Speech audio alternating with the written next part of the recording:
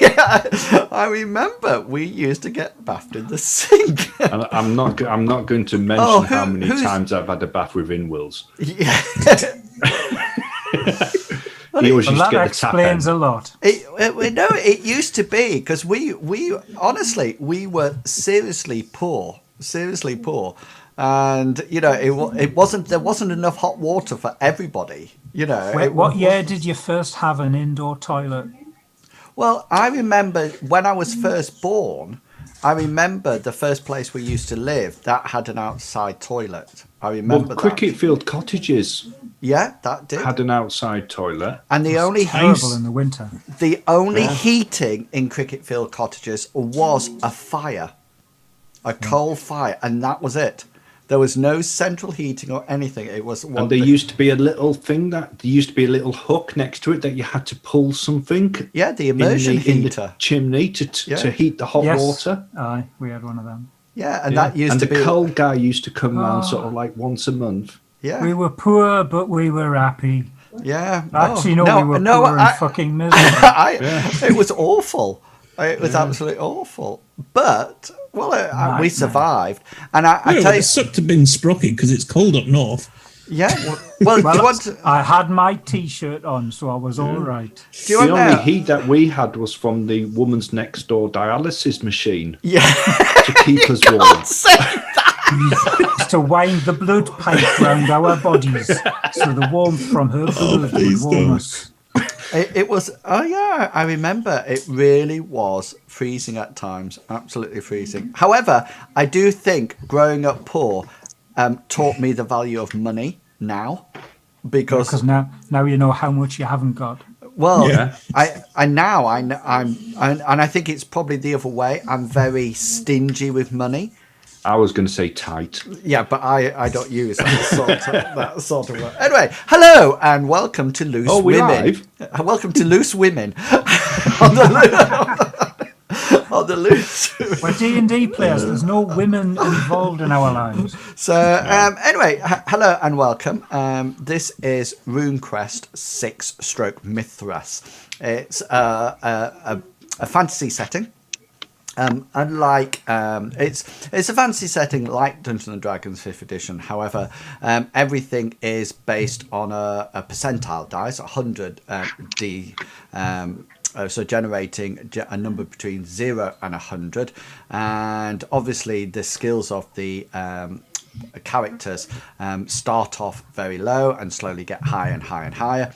Just so you know, if you score really low on your dice roll, then you have an opportunity for critical, and if you score really high, then you have an opportunity for a fumble. And also there is various magic in this world. What tends to happen, RuneQuest or Mithras in this instance is not a class-based system.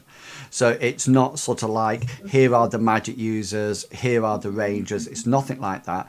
You can actually develop your character however you wish. So you could have somebody who's very much a fighter who then takes magic, and that's absolutely viable. There's no restrictions on what you wear, or so magic users or sorcerers or can wear heavy armor if they wish, and it's more a free setup. One thing that it is, and the players have found out this sometimes the hard way currently, is that it is incredibly deadly. Hit points are allocated to hit locations around the body, and those are then protected by armor. So somebody could have a hit location of their right arm with 4 points on, and then hence a long short sword that does 1d6 worth of damage could actually take their arm off in one swing. So the combat system takes a while to get used to. Everything's done on action points, but we will talk you through it as and when we get to it. But to start off tonight, I am just going to give the players an opportunity to say who they are and who they will be playing tonight. And we will go to the gingerhead lad to my right, which is Chuggerwugger. Hello, I'm Chugwugger, and tonight I am going to be Matthew? playing Gulliver, the 17-year-old ginger-haired, freckled-faced, scrawny-looking sorcerer of the group. Hello, I'm Gully. I'm Gulliver, but everybody calls me Gully or Lad. Now, I can understand why I'm called Gully, because that's short for Gulliver, but I've no idea why they call me Lad, because I don't know what lad's short for. Unless it's short for ladder, I don't know. Master Healy's been teaching me about magic. He's a sorcerer. I'm not very good at it, but Master Healy says that I should improve over time. He says it's just because I'm still young, and being young is a fault that diminishes daily. He also says I talk too much, but I don't think I do. Master Healy tells me that silence is also an answer, but I'm not sure what he means by that. I guess I'll just have to wait for the right question.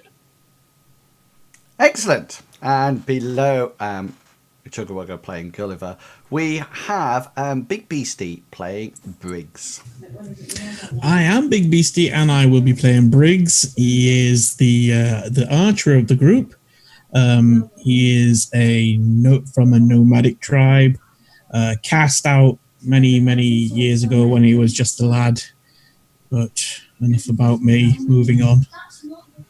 Excellent. And from going straight across to the other side, so I was just seeing who's actually over there at the bottom. We have Longshanks EPG, who is playing Hengist. Hi guys, I'm Longshanks CPG. I play Hengist, who is the warrior and the tank of the group. Basically, if you see a fight, he's going to be there in the thick of it. Excellent. And above him, we have Sprocketeer, who is playing Owen. Hi, I'm Sprocketeer. I'll be playing Owen, a blacksmith who is travelling to the new world to escape from the bad memories of his past. Oh. And he really wishes he could go back because he's fed up with hearing Gully. God, Gully. How did you know I was going to say Gully's incessant rattling and chattering and Yeah.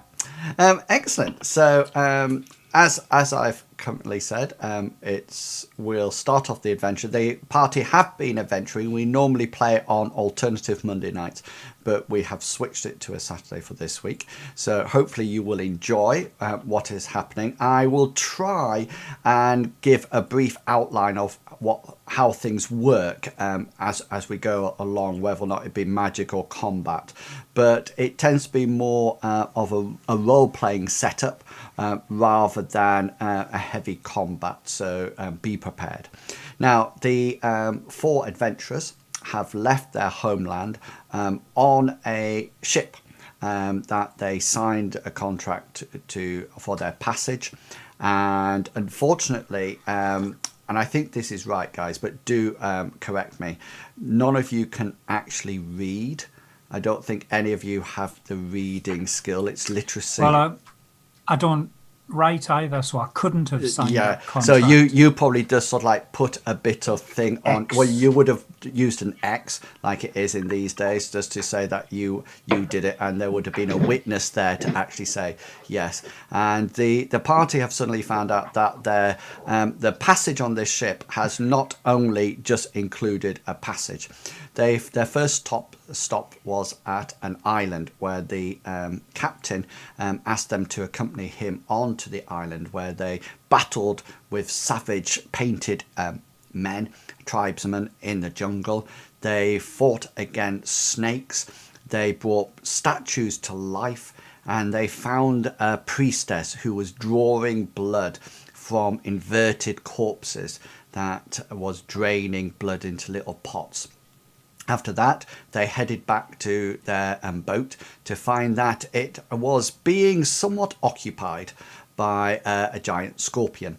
And with some fantastic arrow work from Briggs, who actually managed to shoot the stinger off the tail of the scorpion as it came down to kill their captain.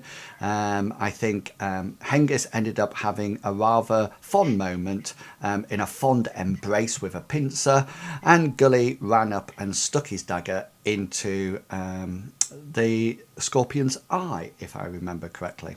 After that, they managed to row after several minutes because none of them actually have a boating skill of any significant power. So they navigated this boat round in a circle for several minutes before they got back onto the ship. As they set off, they all had to do some various jobs. Briggs spent a time up in the crow's nest, vomiting over the side. Hengist met a very fond sailor called Lucky that has one leg and one eye and one ear, and actually caught the majority of Briggs's vomit on his head. Gully took up the music and played a flute badly, and they had a wrestling match on the boat, which some people came out better than the others. And then unbeknownst to anybody, they were trapped in some kind of storm. There was a lot of sailors washed overboard, other sailors were rescued. The party attached themselves firmly to the mast. Some people took injuries, and I think at one point Gully actually drove the boat. I think that is right. Is it Gully? Drove. Yeah, you actually drove the boat. You actually got hold of it. And then all of a sudden, the storm came to almost like the party came to the eye of the storm, and where they found a single small boat, a very small boat with no sail, and on it was an elderly woman who they pulled up alongside, and they got the woman off the boat. And the woman came onto the ship and announced herself that it had taken them some time to find her, and that her name was Miko. Now I am going to move you guys to your ship, and you will probably see that you are still, just so people know, there's various sort of like lines on this ship at the present moment in time, and this is because various people were strapped in various positions. So as you can see, I think Owen and Briggs, you were firmly strapped to the mast. I think that was. Mm-hmm. Yeah. And Hengist, you were actually tied onto a. I think it was I here. was tied onto the side. Yeah. And now you will see that over here, this is Miko, who is just appeared on the thing. She looks very nice, very elderly, white hair. She seems to have some kind of purple robes, and she also has with her what can only be classed as a moss covered staff. It's almost like the moss is draped over the end and then has been attached with a string. She seems to have no other possessions at all. She has a small pouch that is in the boat. That is probably not as small. It's more like a satchel, and that you would obviously assume goes over her shoulder. And when she actually arrives, and that's when we're going to pick it up in a second, when she actually arrives onto the boat, then I'll tell you what she does. So guys, before we start off, is there anything that you would like to ask me or check out before we go straight into the action? How long till the outer wall hits? Say again, sorry. How long? Till the outer wall hits. Of the storm. Mm. Yeah. Well, your boat is sort of like, the big boat is sort of like gently just rocking. There seems to be no breeze here, no strong currents or anything. It's as if it's almost like in the eye of the hurricane, and it's just there with her small skiff that she's sort of like got into.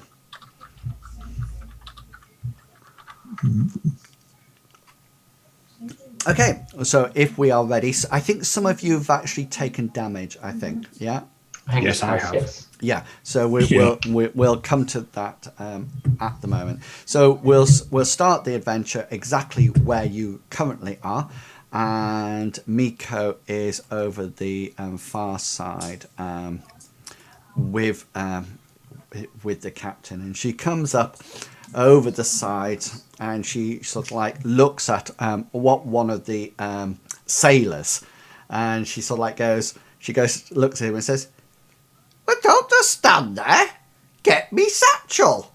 Get me satchel." And the sailor sort of like goes, "Yes, ma'am." And sort of like climbs down over the side of the ship and sort of like brings the satchel up, almost like holding it like this, sort of like away from himself. And she sort of like hums and haws and mutters and sort of like puts it over her head. She holds out her staff to Captain Seatide and sort of like goes, "Hold this!"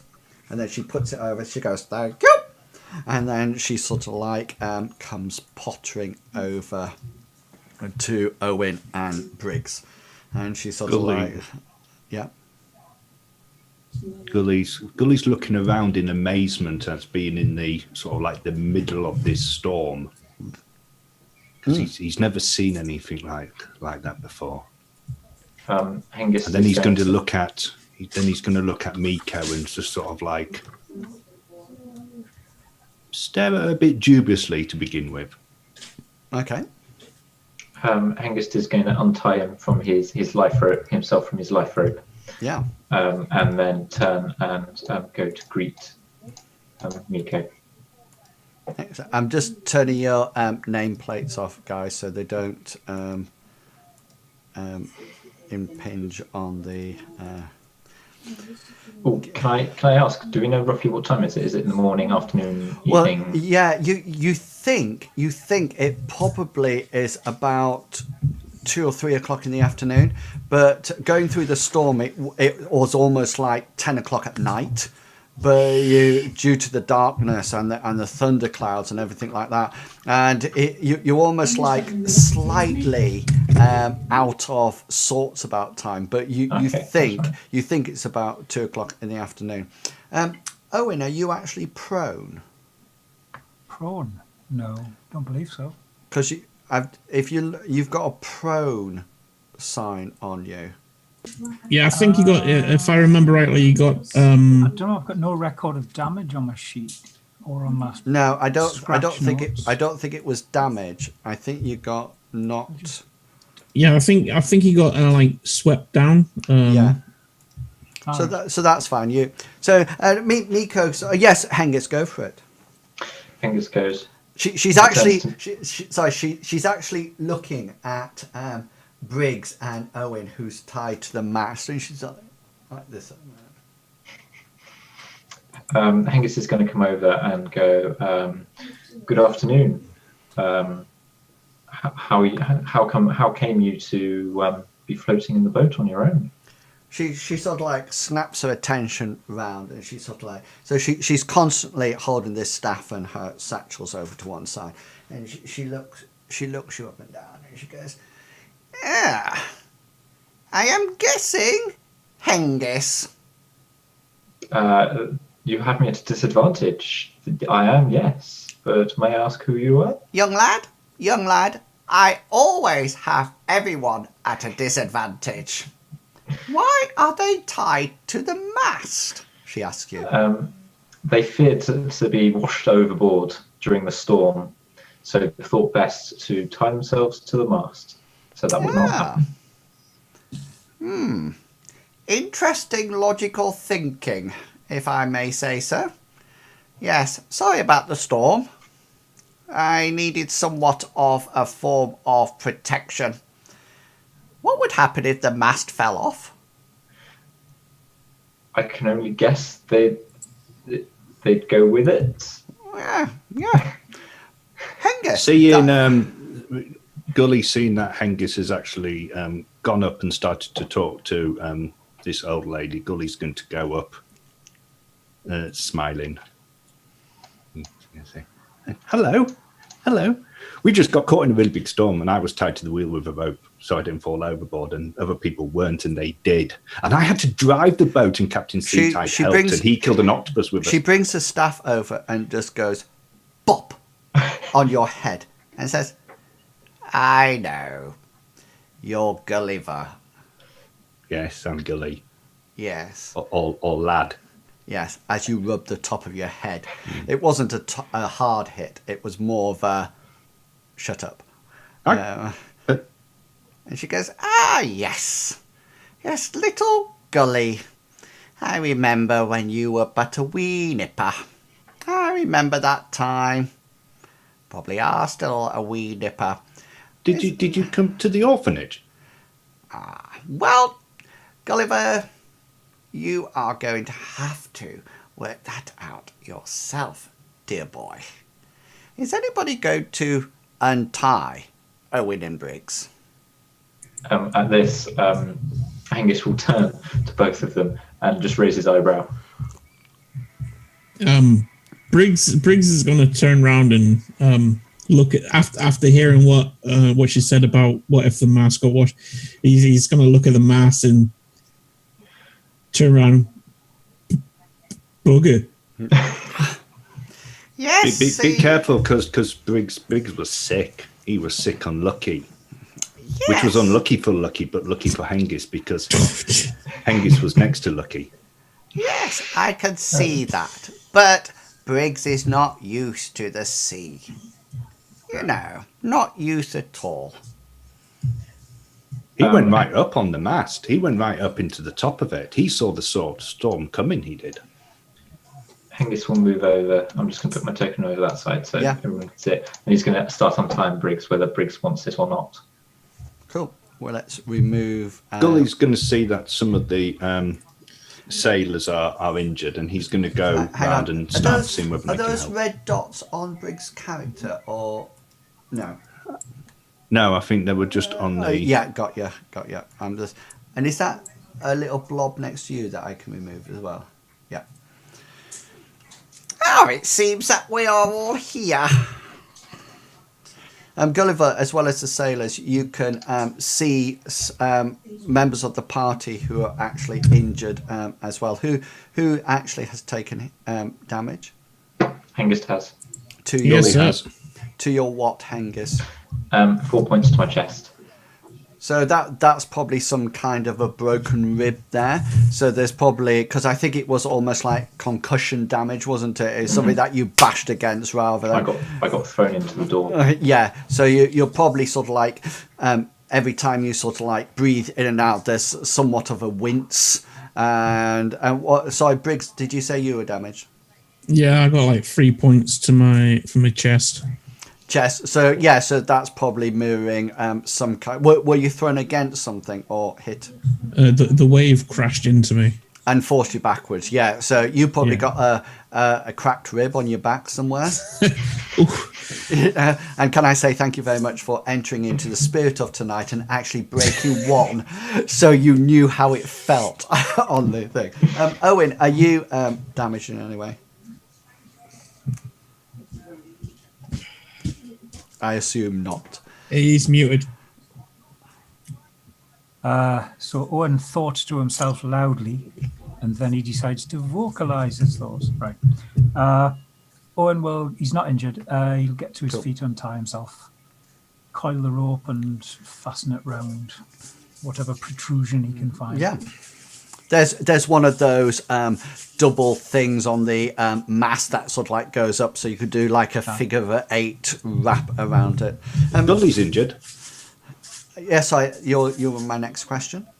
Yeah, he's taken a single point damage to his leg and a single point damage to his chest. Okay, then. So going back to you, Gulliver, before we went off the who is injured and who's not injured route, you said something about fulfilling some healing duties. Yeah, you mentioned at the end of last episode that there were several sailors who have broken arms, etc., from being... so Gully's going to look around for probably the worst injured and he's going to start with them and then work. Okay, so upwards yeah. Go on. and work his way through as many people as he can, just prioritizing. Yeah, that's absolutely fine. If you look at the map below, this, I'm just putting an H on it now. This is sort of like designated as the ship's hospital, so to speak. And what's happening now is that there's almost like a bit of a triage session going on, which with the cook. There's actually the cook going round and sort of like sorting out who's more badly injured and who's not injured, and really and truly the ship, the cook, actually doubles up as the doctor as well, mainly because of his expertise with knives and choppers and things like that, you know, so he can quite deftly cut off legs and limbs. And when I say he's going through triage and sort of like thinking about who is ready, who is injured and who's not injured, or the severity of the injury, it's actually whether or not they can continue to work or whether or not they can't work. And if they can't work, then they put down in the hospital room down below. If they can work, then he sort of like slaps on some, rather than, it's not really clean bandages. They're quite sort of like brown in places, probably because of dried blood. And he sort of like wraps it round. There's a few howls and screams as he straightens limbs and splints them with bits of shattered planks and things like that. So there's no anaesthetic going on. So you're quite welcome to go in and help him if you so wish. Yeah, so Gully is going to go and introduce himself to the cook and say, I can heal a bit, but so if you need me, if you tell me who you want to be healed, and I can help. But I also need to heal my friends as well, so I have to save some of my healing power for them. Okay, so the cook / doctor is called Snipe, Snipe, and he's called Cook Snipe or Doctor Snipe. It's up to you. And he sort of like mutters and he sort of like goes to you and says, Heal your landlubbers first. I've got skill for these lot. Okay, Master Snipe. I'll heal them first, then I'll come back. Yeah. Okay then. Okay then. Bye. Okay. So, would you like to do some healing? Oh, Yeah. yes. So, looking at the other three members of the party, who looks the worst off for wear? What's your hit points, guys? Hang on. Are you the worst, Hengist, on 4, missing 4? Hengist is missing 4 from his chest. That's it. Briggs? He's muted. I'm missing 3 from a chest. Okay. Okay. Chest? Yeah, chest. And Owen? Fully healed. He's on. Okay, so Gully will go up to Hengist first. Yeah. Say, you don't look too good, Hengist. Hengist will half turn, realise what he's done because he's got cracked ribs, roll his eyes, muster a swear word under his breath. Oh, shit. Yes. Don't you worry. I can help.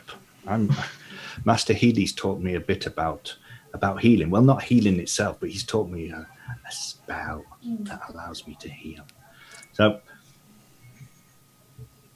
Gully's going to reach out his hand and he's going to put it onto Hengist's chest with his, just like that, but with his 2 of his fingers crossed.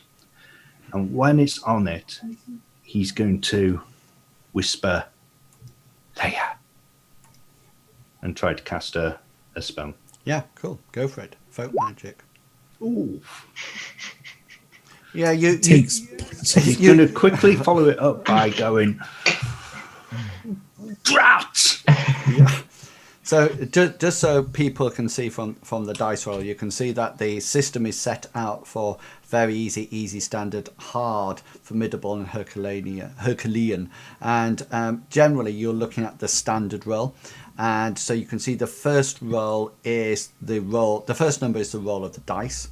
And then the second roll, the second number is what the player has to get underneath in order for it to be successful. So because this was a standard roll, Gully would need to get less than 40 to actually make it happen. If I dictated that it was a very easy roll, and that's normally related to skills, then it would be less than 80. But even if it was a very easy roll, i.e. if he was asked to mop this deck, Gully would have tripped over and hit the deck rather than Gully's going to say, I'm sorry, Hengist, I'm going to try again. It's just that I was also damaged as well. I got hit by a wave and I was lashed to the wheel. But, okay, don't forget to reduce your magic points. Yeah, done it, yeah. Hengist is just going to not even turn and go on with it. No, don't talk, please. I need to concentrate. Oh, yes. He puts his hand again on Hengist's chest with his two fingers crossed, and he says, "Leia." Yeah. So that's you can see from that dice roll there is that it's actually a critical success that Gulliver has got. So if there's a star by it, then that means it's a critical success, which basically means in the land of magic is that the spell works, but he will only use half his number of magic points for that spell. So what is the normal? Rounded up, I take it. Well, I think what we can do is that we can see what happens with everything else. Okay, so I've put the description in Roll20 of what the actual. Yeah, so it's just I presume it's just a minor wound. So because I think you've actually got 6 there, have you, Hengers? Pardon? Have you got 6 there on your chest? I had 4 out of 8. Yeah, so you got plenty. So it's just a minor wound. So he actually, you actually feel well. Gulliver, you can tell us what actually happens. So the spell that Gulliver cast, or what you assume is a spell, was sort of like over instantly. There was no sort of like, it was just a single word that was uttered, and you just feel the pain going away, whatever it was, whether or not it was a cracked rib, bruise with it just finished. There's a bit of a warm, glowy feeling inside, but apart from that, that's all it is. Cool. Angus, you've had a glowy feeling from Gully. You've been Gullivered. Yeah. Hengist is going to sort of like move his right hand to the left hand side of his chest, so like where his ribs were hurting, and he's going to realise that he hasn't got any pain there. And he's going to roll his shoulders, stretch, and go. Oh. Yeah. And he's going to slap Gully on the back and go, "Thank you, lad." And he's going to walk off back and talk to.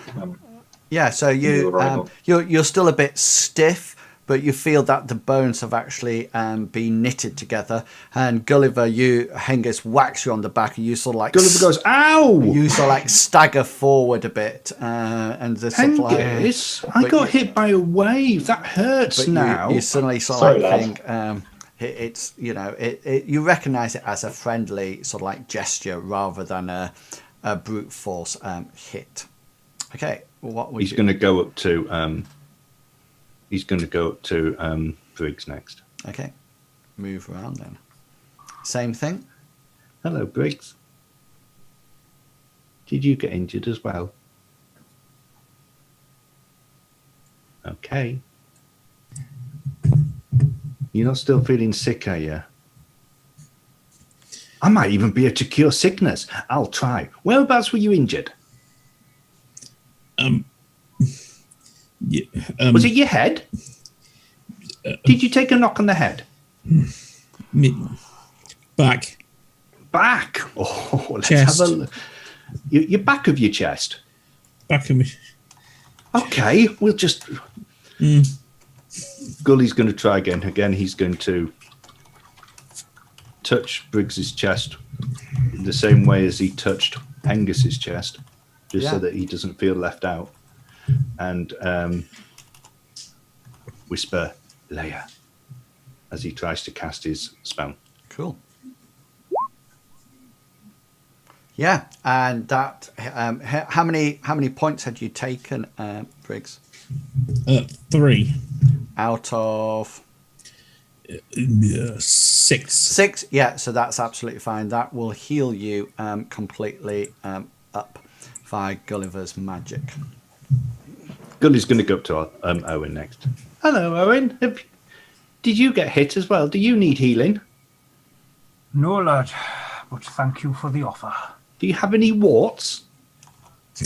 Not that I know of. Because I can remove warts as well.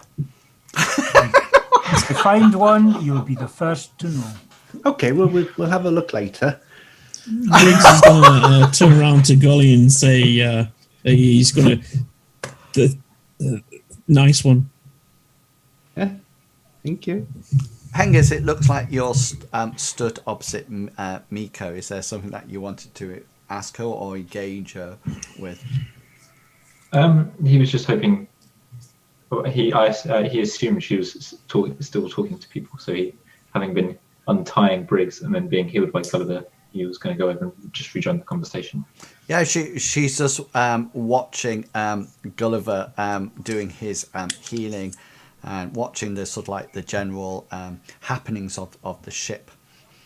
So if I didn't know whether or not you had something specific to say to her, but if not, I can move things forward. No. Can Gully try to see whether or not he can heal himself? Yeah, by all means. So he's going to touch himself and see whether or not, in the same way, and see whether or not he can. Where you grabbing? Oh no! He's going to probably have to do it. He'll have to do it again. So he'll lose a magic point for that one and that one. Okay, it takes him three attempts, goes. and this is probably because of the pain and he's worked very hard on the other two people, and so the magic drain on his body at the present moment in time is quite extensive. Is it 1 magic point per heal cost? Yeah. Yeah. So you will actually 1, 2, 3, 4. So yes. So you'll drop by 5. I'm down to 5 out of 15. Yeah. Okay. Seeing that everybody's sort of like engaged in conversation, Gully's going to go below deck for a bit. Yeah. Are you going to the doctors? Oh yes, he'll go to the doctors. Okay. So the captain seems up on the deck, seems to be muttering about something, and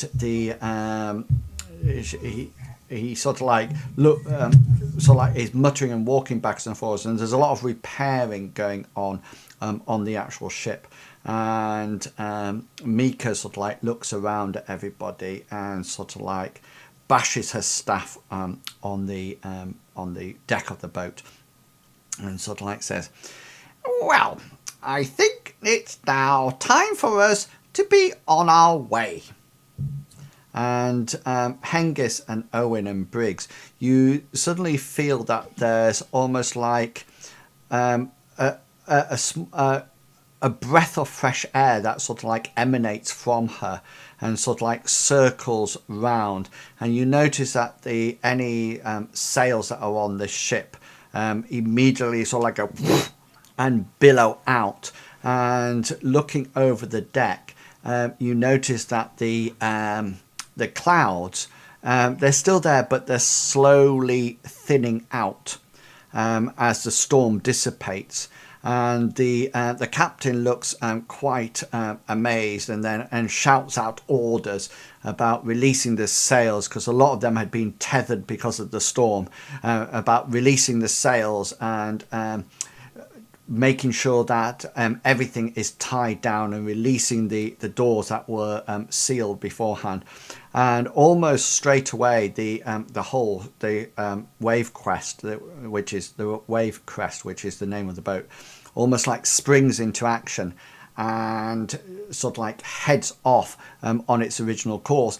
And as it gets to the bank of clouds that was the other side of the storm, it slowly just sort of like dissipates, as if everything is just slowly disappearing, and within almost like seconds, the grey clouds have gone, and there's this nice fresh breeze floating, carrying the ship, the wave crest, onwards. And Mika sort of like, you can hear her, she mumbles to herself, "Nice, very nice." Okay, guys, so what we're going to do now, we're going to take a small break in the actual game, and I'm going to award you some experience points because you have had significant time doing various things. You've had all the island adventure, and then you've had the Scorpion, and this is quite a nice halfway house part. So what's going to happen, just so you know how experience points work, is that I will allocate you a number of experience points. Now, some of you might have, if you look on your character sheet, you will have something that says on the front sheet, you might have something called an EXP modifier. Mm-hmm. Now, if anybody has something there on the right hand side, then say for example, if you have 1, then that means however many I give you, you get an extra 1. I have 67. If you have a negative there, which it relates to your stats, then you have a negative to that. So if I gave you 1 and you had a -1, then that would make 0. So what would happen is that you wouldn't do anything until you've actually got a minimum of 2.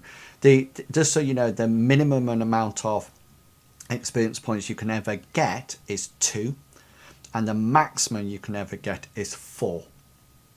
And then this is how you can use them. So just so you can understand it. So number 1, if you remember, I often say to you, if you have a skill and you fumble with it, then you actually put a tick in the fumble button next to your skill. Now, if you fumbled at anything and you have marked it off, then you automatically get a 1% increase in that skill at this point. So if you fumbled at anything, I'll ask you in a minute if you have, but you automatically get a 1 increase. And what you do, you would go into your ad, open it up, and then when it says training experience, you will increase it by 1 point. And it doesn't matter how many experience points you get, that is technically, if you fumble, you automatically get 1%. Okay, so the next thing that you get your experience skill points, and then there's a variety of things that you can use it for depending what's happening in the game. So the first thing that you can do is for increasing existing skills. Okay, and these can be either standard skills or professional skills or magical skills or combat skills. It's completely up to you. It's whatever you want to use it for, you can use it for. And what you do is that you roll, say for example, once you've decided on the skill that you're going to use, you roll a D100, okay, and then you compare it to the skill increase, okay, and you add on your intelligence. Okay, so you roll a 1D100 and you add on your intelligence. If you dice that you roll with the intelligence is greater than the skill you wish to improve, then it goes up by 1d4 plus 1. Okay, if the number rolled is less than the skill, then it still increases, but it just goes up by 1, and that's it. There's no other you don't lose anything or anything like that. So basically you can use it to increase that. Now you can increase your characteristics as well, And what happens with this is that during the adventure, I sort of like give you an indication what you can actually increase.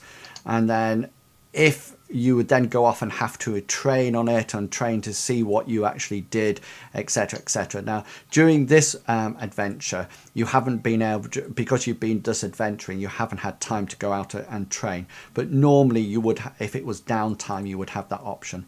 So this time you're only going to be increasing your skills. Okay. Now, does anybody have a negative? Where am I looking? If you look on your character sheet, Yeah. and it says attributes, and then it says action points, damage modifier, exp modifier. I can see you've got none. Yes, I got none. Yeah, so you would just get the normal skill roll no matter what. Owen, do you have a positive or negative? 0. 0. Hengis? Hengist has -1. So you will always get one less no matter what, and that's you must have low stats in something. Is it low stats in POW, whatever that stands for? Power. Prisoner of war. Yeah. Prisoner of war. Yeah, it'd be low. It'll come off your power and something else. And Who Gulliver. looked at my character sheet then? I did. Nothing. Okay. Yeah. So for this adventure, and I'm doing it from the point that you've sort of like had 2 adventures, well, 2 and a bit. I'm going to give you a maximum of 3 rolls, 3 experience points rolls. Okay. So what do I roll? So first of all, let's take it in turns. So Briggs, if you want, do you know what skill you want to improve? Probably my archery. Okay, so you're going to increase your combat style, yeah? Your huntsman. Mm-hmm. Okay, so what you need to do, your intelligence is 8. Okay, super brainy. So you're going to roll a 1d100.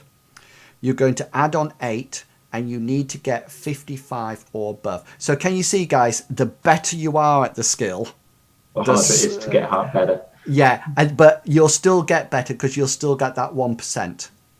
But it'll just be up. So we've got 3 points. Huntsman is going to go first. So if you roll a 1d100 and you need to get 55 or above, Briggs. So Yeah, do it. brilliant. That's including my +8. Yeah, I see. So that's absolutely fine. So now roll a 1d4. With no 8. Oh, +1. Oh, +1. Do you want to add it on? So that skill, if you press the plus sign at the end, it'll open it down. And if you add 2 to your training and things, so it should go up to 57. So the combat, yeah? Yeah, it says combat style huntsman. Combat style huntsman. Now, guys, you can't say I'm going to put all 3 into my combat style or anything like that. It has to only has to be 1 per like adventure. You can, just so you know, if anybody wishes, you don't have to spend them. You can actually keep hold of them and take them on until later on. That's completely up. So can you see it says training and experience 30 at the moment? Oh, right, yeah. If you just add 2 points to that. Just 2. Yeah. And then you can reduce it. So now you're actually 57. So is there any other skill that you would like to increase? The rest of you can jump in if you wish and say, I would like to increase this because I can multitask as I go along. Okay, so Gully had a critical failure on his perception. Okay, a fumble, yeah. A fumble, yeah. So his fumble will automatically go up by 1%. Okay, so that's his training and expertise. Yeah, his training and expertise will go up. You just put 1% in it. And you've got Okay, 3 more you. points. So is there anything else that Gully would like to improve on? He would like to try to improve his folk magic to begin with, which is currently set at 40. 40. So roll 1d100 plus your intelligence. 65. Yeah. So therefore 1d4 plus 1.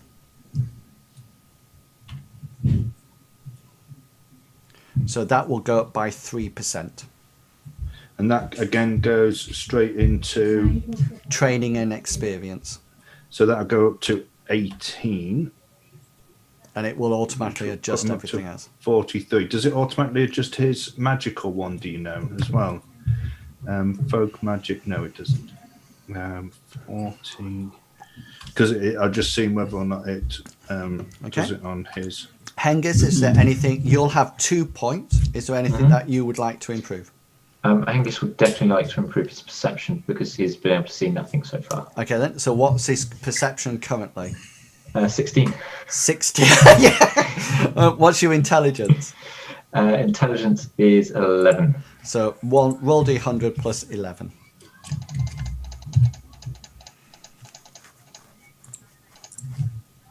67. Yeah. Okay. 1d4 plus 1.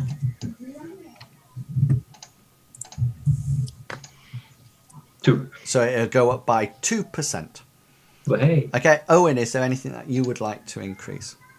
Yep, I'm going to spend them on perception, combat style, and endurance. Okay then. So let's do.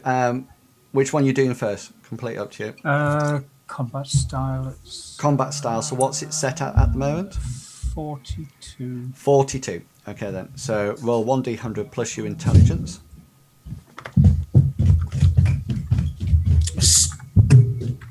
One of the disadvantages of being underneath the stairs, Biggs. Intelligence. 21. And what's the skill at the moment? 40 something. Right, so that just goes up by 1 Right.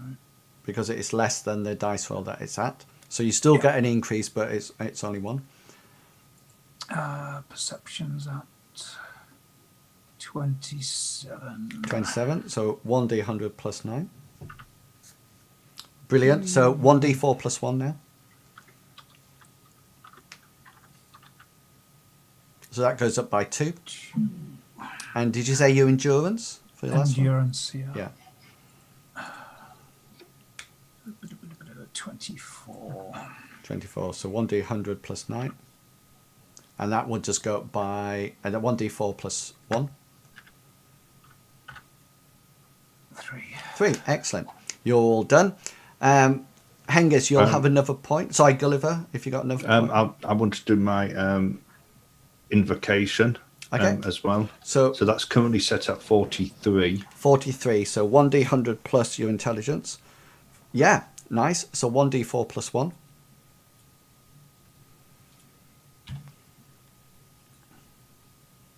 Nice. 5 points. Nice. We find it, and How so do I that's update- 43. So that's going to be 48 now. Sorry, Owen. You can't edit the combat style value If you to add the increase. if you go along to the end and press the plus sign, Oh, sorry, yes. yeah. 48, There you go. 48. And the other one that I want to do is why isn't that unification? Why isn't that? So why is it under template? Sorry, that's the other one that I want to do is I want to do which one is it for getting fatigued? I endurance, want isn't it? endurance, yeah. Okay, so that I want that as my last. I was My going last one. I was going to say brawn, but I think yeah, That's Hengist what you is get us right. to roll. Yeah, it's You get us endurance. to roll Yeah. endurance. Is that right? Yeah. Okay, so my endurance is at Back in a sec. 16. 16. Okay then. So 1d100 plus your intelligence. 110. Easily over. So Okay. 1d4 plus 1.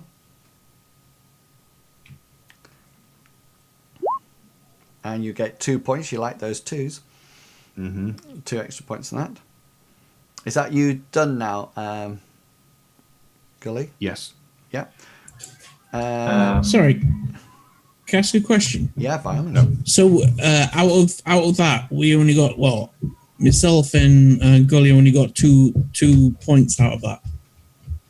No, Go- I got you go- I got 5. I got nearly near enough 10% on my. Stretched across 3 skills. So have I got more points to spend? You've still then? got 2 more points Yeah. to spend, so you've got a chance of getting anything up to +5 on 2 more skills. Yeah, you still got 2 more skills to go on. Hengist, You had 3 experience points, but you only used 1. yeah. Did you say you can save them? Yeah, you don't have to spend them at all. So what you might want to do, you might say, I want to keep them, and then when you get to Lindowe, you'll have the opportunity, you'll get some more, but then you might also get the opportunity to increase your strength. That's also what a bit like Hengist is that. going to save his next one. Yeah, cool. I'll save mine as well. So how many am I saving? You've got 2 left. You've got 2 left. So just let me just have a look, because I don't mind recommending if I suddenly think this might be something good. Yeah, so you're quite fine at the moment, Briggs. I mean, the only thing that I would say to you, if you wanted to do it, anything like your endurance is currently 47, so it's currently below half. And that does your fatigue roll, and also stealth is 45 as well. But you might want to do something completely different, like, I don't know what you've got, like Sing. Voting. or evade, because you don't evade is one of the only ways to avoid missile weapons. The other way to avoid missile weapons is a shield, and Hengist has a shield. Don't you, He's also Hengist? got an alright evade as well. Yeah, but Briggs doesn't have a shield, so the only way you would be able to avoid things. So anyway, He has a Hingus. It's okay. yeah, absolutely fine. So Is there any way that we can increase our experience through any other way? Or is it just set for the adventure and then modified by your experience modifier? it's set for the adventure. The most you can ever get is 4. Right. The lowest you can ever get is 2, because obviously people like Hengist always gets -1. It's a good question, Gulliver, and Chug, because the other way that it says, and I don't know whether or not I'm going to implement it, but I'll decide, is that currently we're doing 1d4 plus 1. You can, if you wish, not play that rule, but you can play 1d6 plus 1.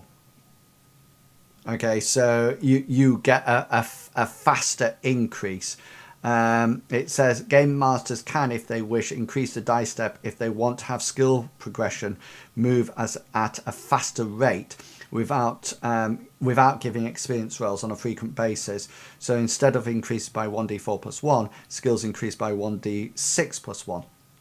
If adjusting the default dice in this way, Game Master should set the expectation at one point of the campaign and not veer from it. So what I can't do, what I thought I would do, is start off with 1d4 plus 1 and see how your characters develop. And then if we suddenly think it's going to take a lifetime to get anywhere, then we can change it. Because it's quite a nice system if you think about it, because even Hengist with his sword, as he gets higher and higher, the chances of him actually increasing it. I mean, something like 5%. I mean, that was a huge increase for the invocation. And that if you think about it, that could take somebody from like 55 to 60, which is a huge jump in percentage wise. And just one more question: can character luck be used on experience rolls? Don't think it can. No, because there's no way to change experience rolls. It comes purely from me. Right. So okay. it's I meant for say for example I had failed my. I see what you mean. Hang on, let me, because there's certain things that luck can be used for, and then that's it. I think I've answered my own question. I think you can only use it to cheat fate, do a desperate effort, or mitigate damage, and that's it. Yeah. Okay. Yeah. I didn't know whether or not the cheat fate was one to re-roll the dice they have used. I don't think so. No, because it's not. It's more outside. Yeah, I think it's to do with. It says this can be a skill roll, damage roll, or anything else that has some effect. The characters can even force an opponent to re-roll an attack or damage roll against them. So I think cheat fate is more like you're in mass combat and then something actually happens. Okay then, so everybody's sorted, and the boat has been travelling for some time now, and you will have got your fatigue back, and you're also sort of like finding your sea legs in a matter of course. Gully, you've been helping down in the hospital, holding things for Dr. Snipe, like the odd amputated arm or leg, sort of like, he's just sort of like every now and again he just says, "Hold this, lad." And he's just like, okay, this is a leg or a foot. And even for a couple of days after, there's sort of like the odd permeating scream that echoes around the ship, and everybody stops for a moment, and then it's just sort of like cut off as the patient gets something removed that is too badly damaged, and drifts off into unconsciousness, and you see Lucky sort of like hobbling along, and he sort of like says, "Good job, it was only sick that hit me," like that. As he sort of like goes around. He seems to avoid it all harm, apart from the fact that he only has one leg and one eye and one ear, and he's balding, and half his tongue. Yeah, and he's balding slightly, and it's sort of like you notice that the captain, quite remarkably, almost as if he knows Mika, actually gives her this. I'm pinging the map now. This cabin. I'm not on it. Oh yeah. Mm-hmm. This cabin here, and she seems to disappear into that, and the doors, obviously, because she is a lady, and there's no ladies on the actual boat at the moment, and the door is locked. And if you ever go and sort of like knock on the door or walk past, you don't hear anything at all, apart from now and again you hear almost like a squawk of what sounds like actually, Briggs, just roll a locale roll. It should be on your character sheet down at the bottom.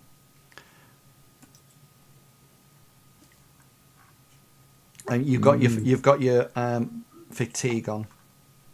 Oh, you need to change it to fresh current level, but you still made it anyway. Yeah, that's it. I've done. Oh, there we go.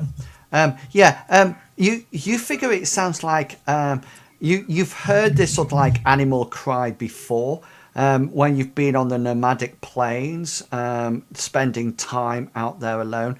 It definitely sounds like the cry or the screech of some kind of eagle. That you often saw sort of like riding the thermals and sort of like flying out. And every now and again you sort of like hear this screech coming from Miko's cabin. It's at the end of sort of like the fourth day. A lot of you are sort of like a little bit wary now, and you're sort of like all up on deck. Gulliver, if you could put yourself up there, and Captain sort of like brings you together and tells you all that another 4 to 5 days, and we'll be landing in Lindowe. And he sort of like gets you together, and he says, "Now," he says, I forget what the accent of the captain was. He's a pirate, isn't it? He says, Yeah. he said, "Right," he says, "now when we get to Lindowe, you're going to have to do some concealing for me, because," and he gets really close together, and there's that whiff of unwashedness that sort of like wavers across you all. He sort of like says, "Because we be carrying some things that we shouldn't be, if you get what I mean." And he sort of like winks at you all, and you all sort of like think, Gully a wink back. yeah. And nod. And the captain sort of like reaches out a hand and sort of like pats you on the head, Gulliver, and says, "Good lad, good lad." Are they chickens? And then he says, "The trick is to get them aboard, get them into Lindowe without any of the official people seeing them." He says, "So hopefully," he says, "you will be able to do some concealing for me." And he sort of like explains that when we get close, he will ask you to go down into the cargo area and conceal certain objects, and to make sure that things are not get caught, and you don't get caught by the officials. And he sort of like you might sort of like mutter sort of thing, hang on, and he sort of like weighs your contracts at you, and sort of say, "As stated in the contract."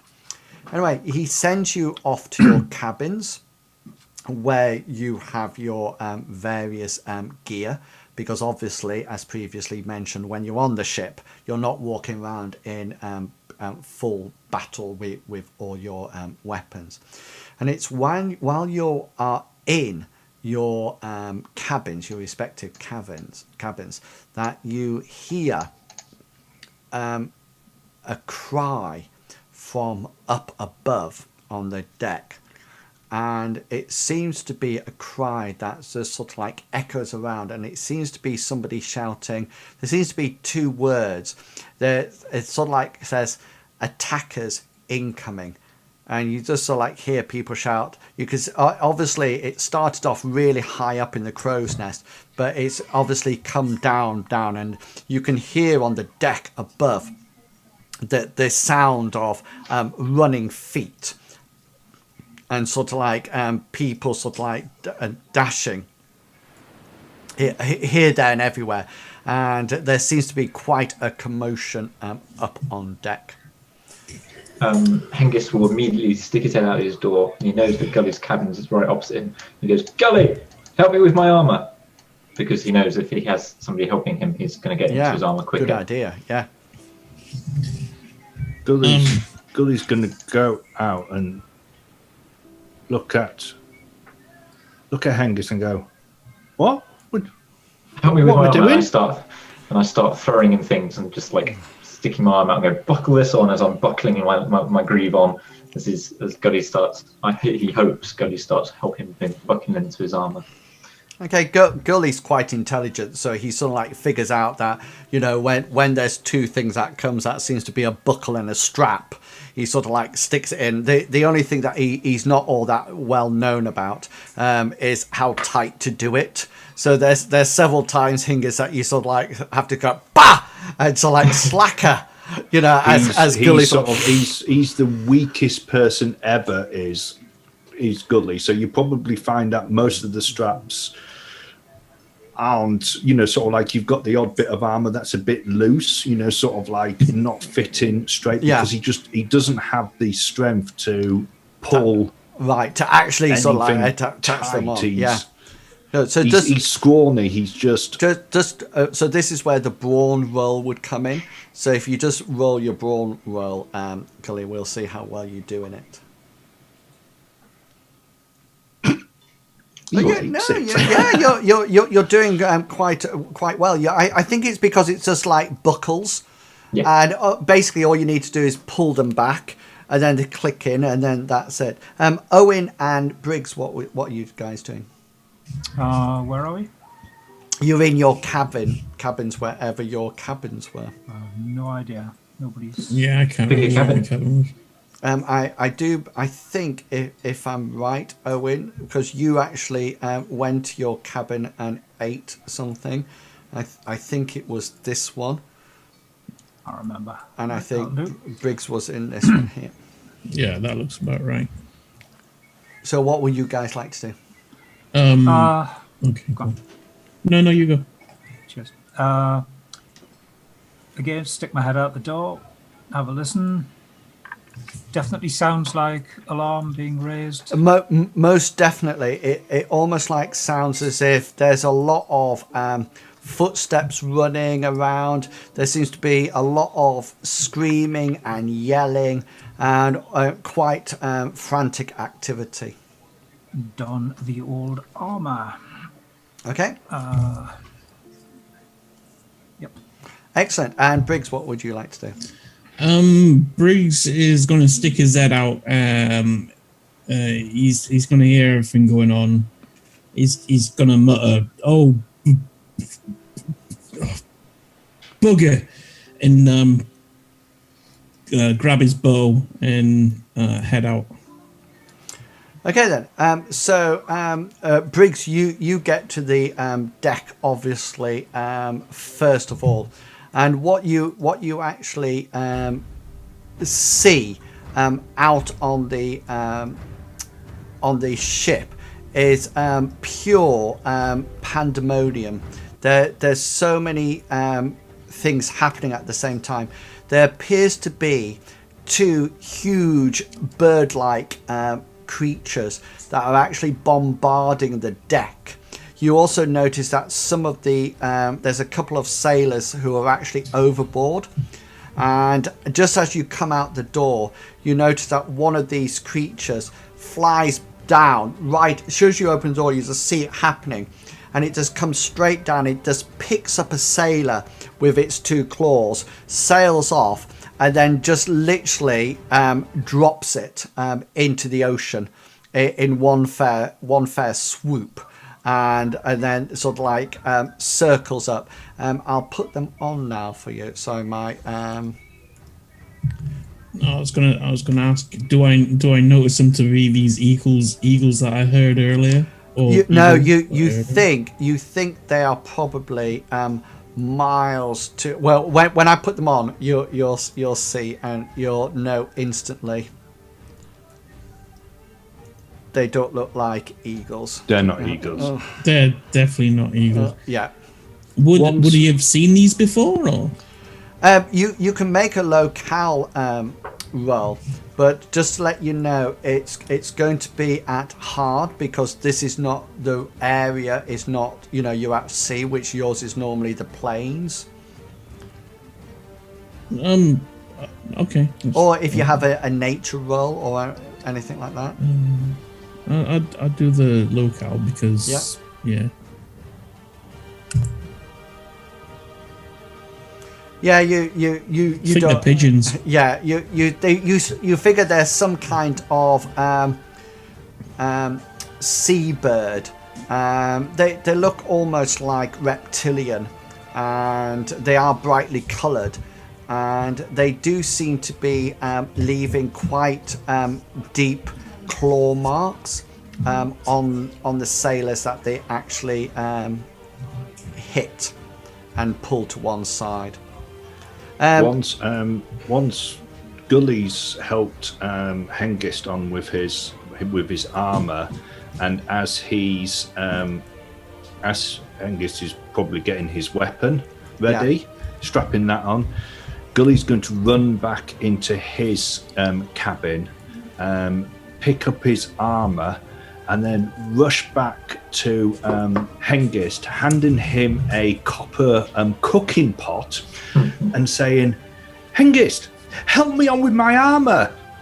Hengist, he's not put his sword belt on yet. That has his sword and his dagger on it, and his shield against the door, and his helmet's on the side as well. He's just going to grab the pot, stick it under his arm, and then help Is that just your armor? I can't remember. Yeah, That's it. You just Okay, need he's just going to plonk it on, and then tap him on the shoulder and go, right, let's go. And he's going to pick his stuff Let's up go. Okay, and so sling his shield over his back and be buckling his sword belt on as he goes up the steps. So remember, guys, on the actual map now, you should be able to see. Can you see that how the top bit overlays on this bit? Do you remember that from behind before? Yeah. So if you literally come up these stairs, you come up here. And then this deck is even higher at the back. Okay, so where you are now, Hengist, you're actually undercover. Yeah. Because if I move it, if you just stay where you are, can you see this will fit like that?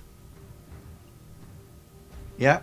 So you just need to remember where you are. But if you get stuck anytime, then just let me know and I will tell you. So Gully's going to go up on deck as well. He's going to be following right behind Hengist. Hengist is, as soon as he gets on deck, he's going to, and once he sees what's happening and the birds, he's going to call to Briggs and go, get to the highest point of the deck, and then he's going to follow Briggs up there to defend Briggs because he knows he's an archer. Okay, so the two highest points of the deck are actually, I'll point them out to you. If you want the completely highest point of the deck of the ship, it's up here. This level here is the same level as this one. Sorry, here. And then where you are at the moment is the lowest. So imagine that you go up, it flats off, and then there's another bit here at the front. That's all level with this part, but the back bit is the highest part. Okay, so yeah, so you can carry on. We'll carry on acting until I want actual initiative, and then we'll go into initiative. Okay, so Gully wants to quickly take in the surroundings. Are the sails still up? Is the boat still moving? The boat's still moving, but not very well. And obviously some of the sails have been ripped and by these sort of like reptilian birds as they keep bashing through. But they seem to be... roll a perception check, Gully.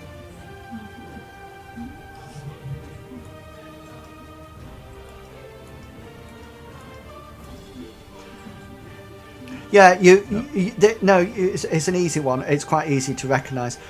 They seem to be going for the humans rather than trying to stop the boat.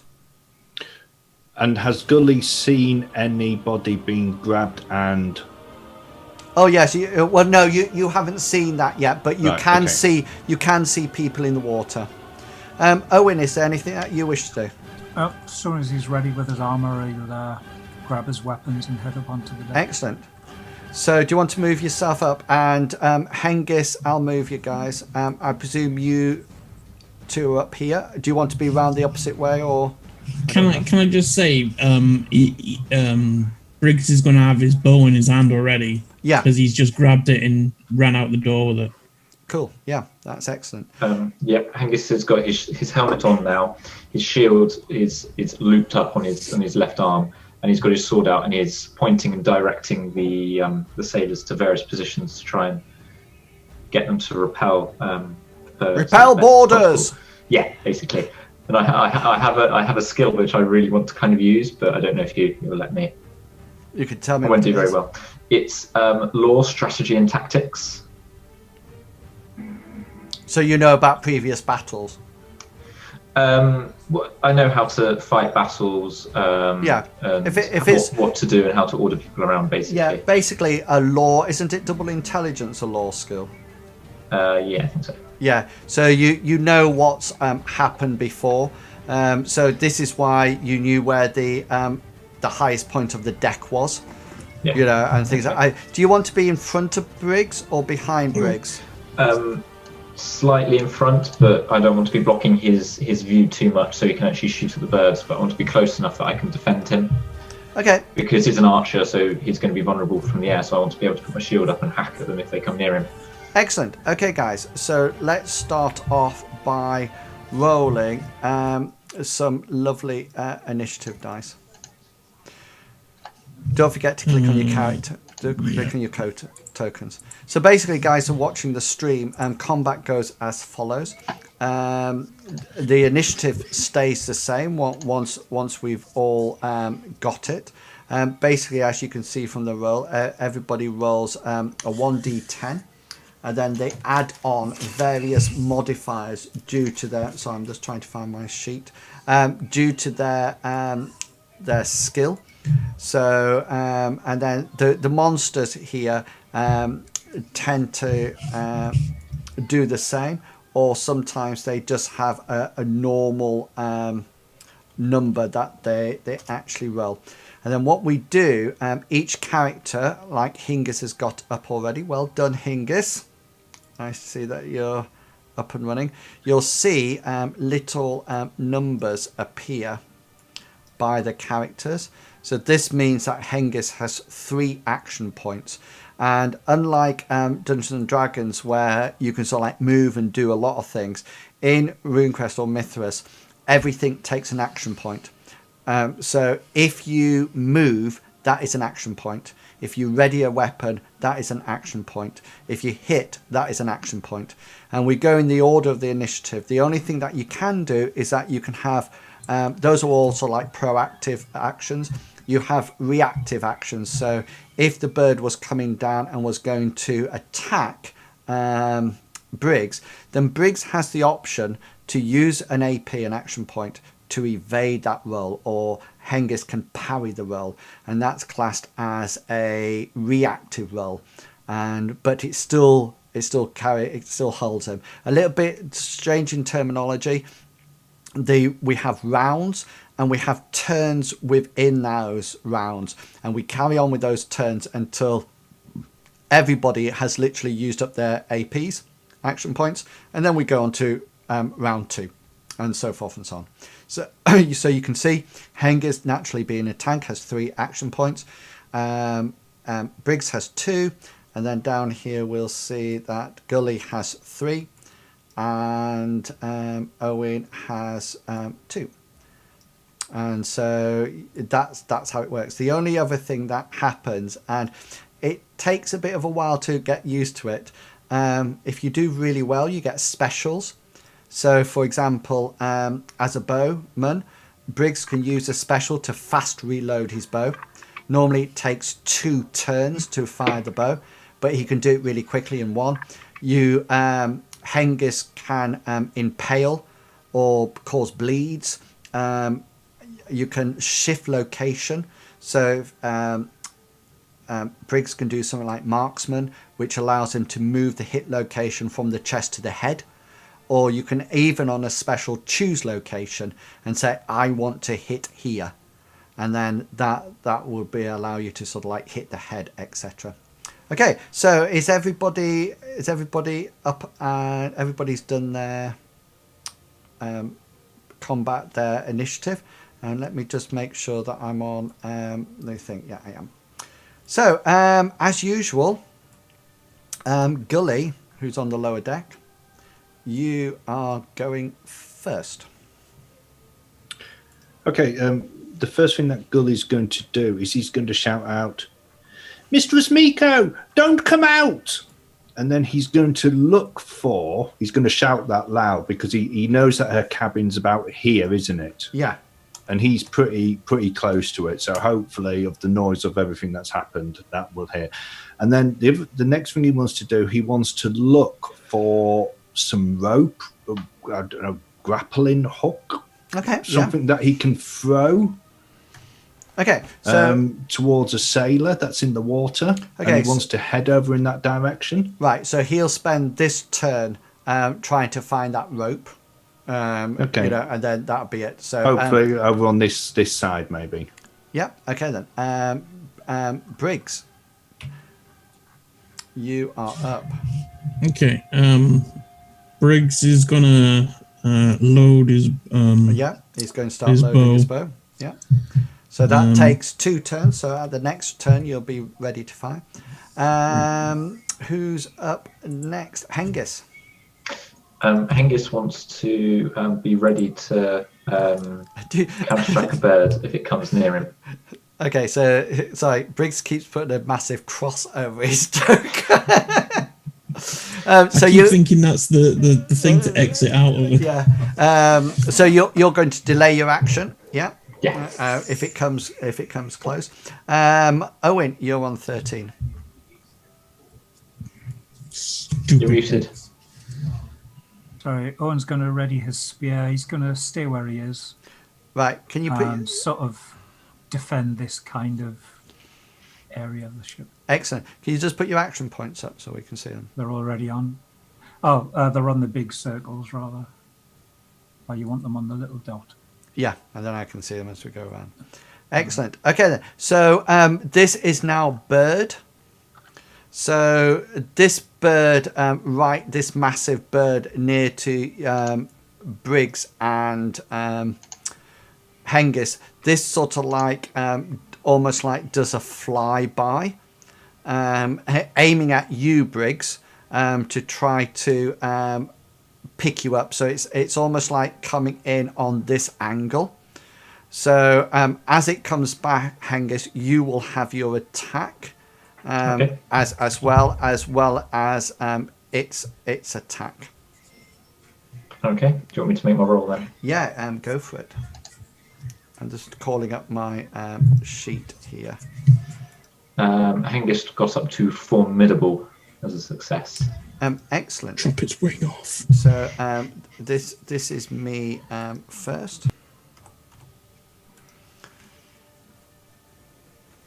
So that dice roll misses you, Briggs. So as it sort of like flies over you with its claws extended, you almost like make a duck and sort of like lean back, but carry on following it round with your bow. Hengist, you will hit it.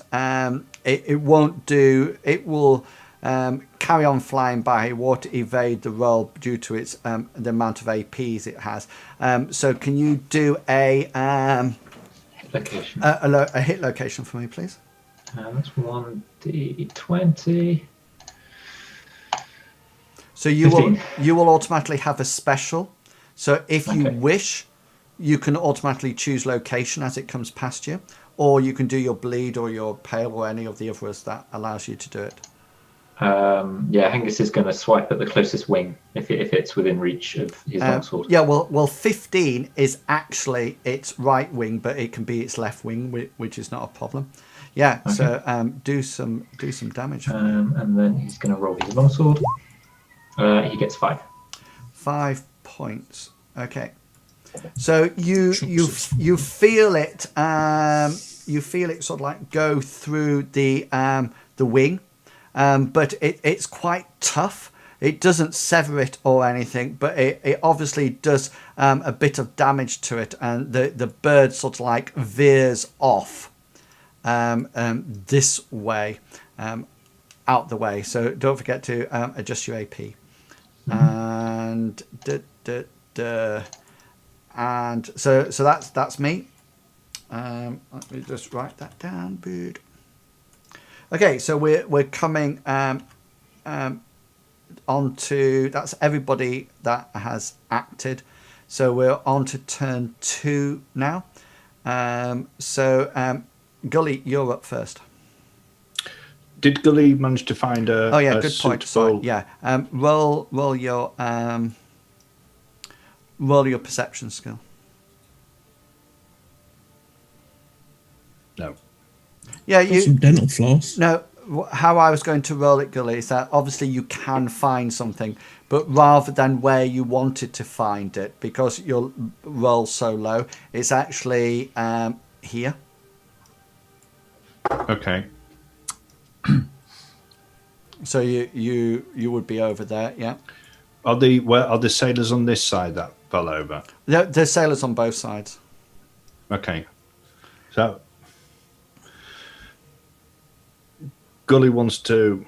I mean, he's going to look at this rope and try to judge whether or not if he ties it off and throws it, it's going to reach the person. He's going to try to have to make that a judgment of who's it going to. That's cool. Or no, actually, what he's going to do, he's going to put one end of the rope underneath his foot, and he's going to try to throw the other end as best as he can. Okay. Towards the nearest sailor who's in the water. Okay. Prioritizing Lucky if he's in.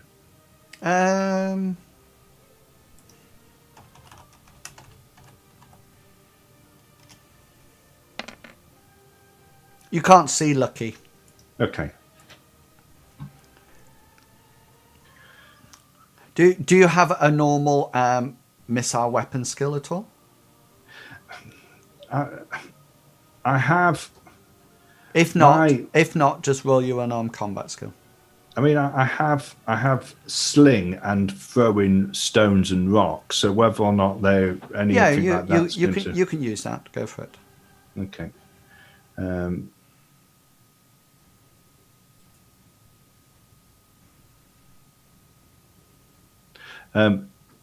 No, so what happens is that you chuck it into the water. It doesn't actually reach any of the nearby sailors, but it is into the water. And so you notice that one of the sailors has started to actually almost like swim his way towards it. You do notice that he's sort of like doing it with one hand. You figure he's probably injured in the other one. Okay, who's next? Briggs, you are up and your bow is drawn.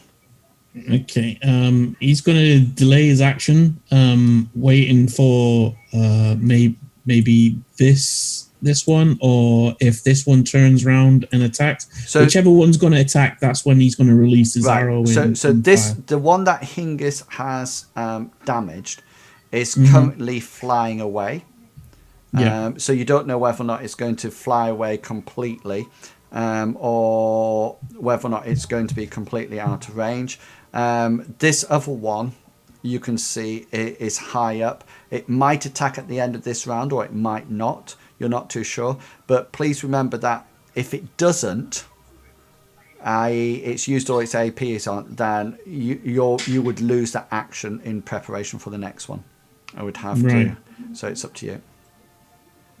Either way, he's going to wait for one of these to swoop down at him to attack. Turn around and fire. Okay, then Hengist, you're up. Hengist is going to use this action to take the lay of the land, if you know what I mean. So he wants to see where the birds are, where all the sailors, see where the sailors are, and that sort of thing. Okay, is there any specific information that you want? Things where Captain Seatide is. Well, he's here. Okay. If there's a sailor at the wheel still. Yep, there is. And if there's enough sailors that he thinks, having spent a few days on the ship, that can handle the ship, but still as in there's enough sailors to work the sails and the ship is still progressing. It's not progressing as much as it was beforehand, but it is still progressing. Okay, Owen, you're up. Right, because we've got 3 different decks here, this bird here, to me, is actually about here. But who's... this one here, its position is relative to who? Everyone's, but it's just a lot higher. Well, it can't be, because we're all in 3 separate places, is it? If it's in the middle... Oh, God. No, okay, hang on, listen. This is the back of the boat here. I'm not seeing what you're digging. So this is the back of the boat here. So this one, that's still the same back of the boat. So this one has come past Briggs and Hengist at that level and is flying off. So that one, to me, is here. Correct. And this one that you're debating about, this one here, is there as well. But if you notice, it's a smaller size. which means that it's further up. So what you've got is that you've had one that's come past Hengist and Briggs at that level, and then this one is up higher. They're too far away. I can't do anything. Okay, cool. So I'm just wait. Okay, so you'll dither. Excellent. And bird time. So this one flies off. Okay, and it looks like it's going to continue and circle round. This one now sort of like dives down. I'll put it getting bigger, so you can see that it's a lot closer now. And this is the one that's coming down, Briggs. So this is the one that you, with your ready action, you can fire off at. Roger. Huntsman.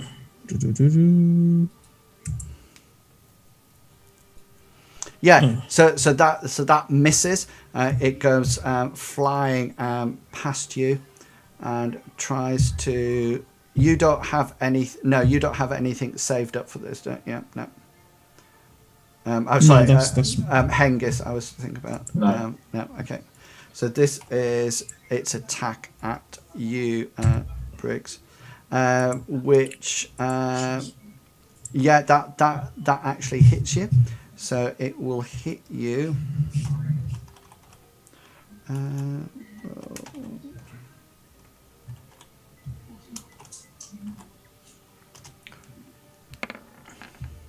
Hits you in your 14. Ooh, right arm. Yep. So notice, guys, that I'm rolling a 1d10 plus 10 because obviously it's not going to hit you on your legs. It would be a bit silly if the bird sort of like crashes down because it can't do its swoop. So it hit you on your right arm, yeah. And for 4 points of damage. Remember, absorb your armor first. Yeah, I've got no armor there.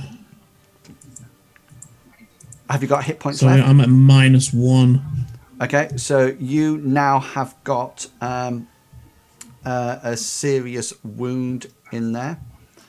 So basically, now let me just get that up so I can tell you.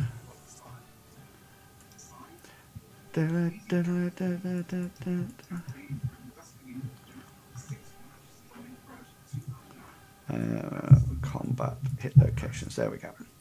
So basically, what you've got now. Did you say it's minus?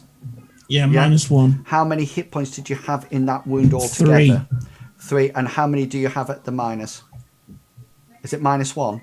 -1, yeah. Yeah, that's all right. So good news is that it hasn't taken your arm off, which is the good news.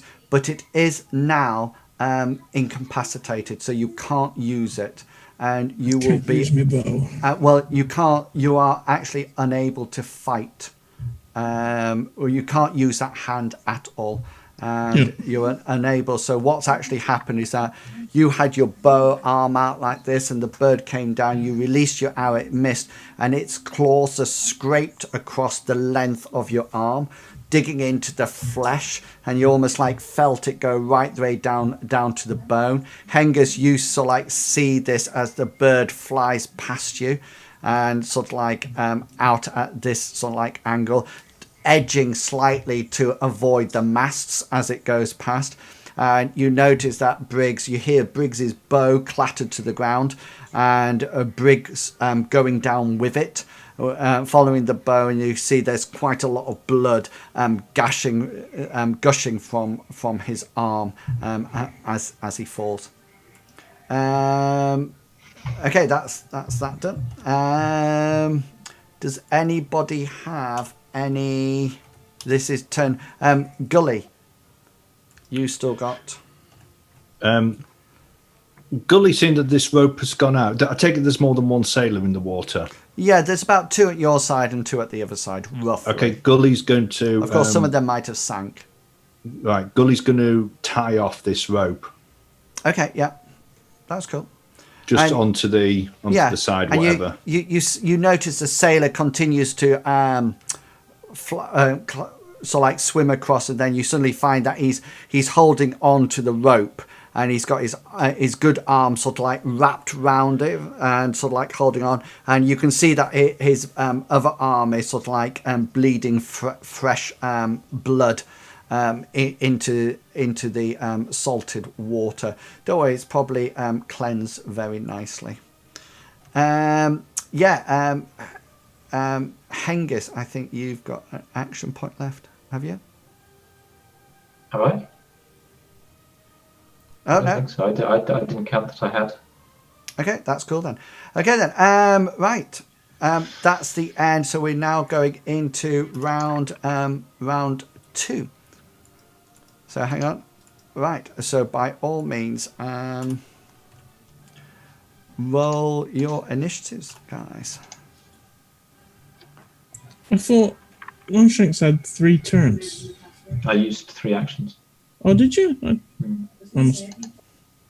So Briggs, you're incapacitated now. So, but you can still roll it, but you can't sort of like do combat. Right. You can't do combat at all.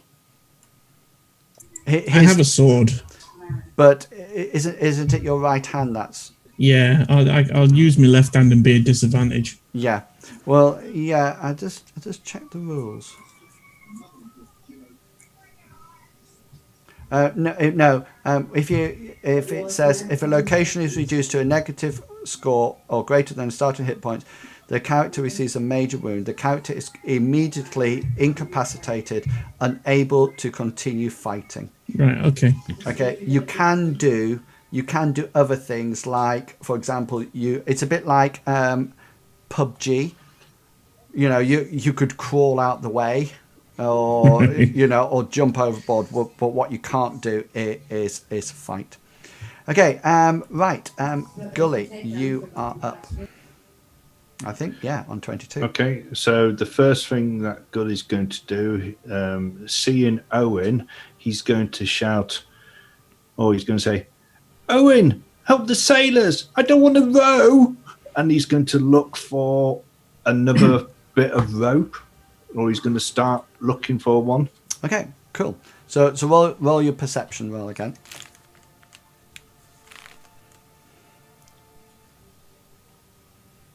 Oh, hang on, sorry. Click the little plus key next to it.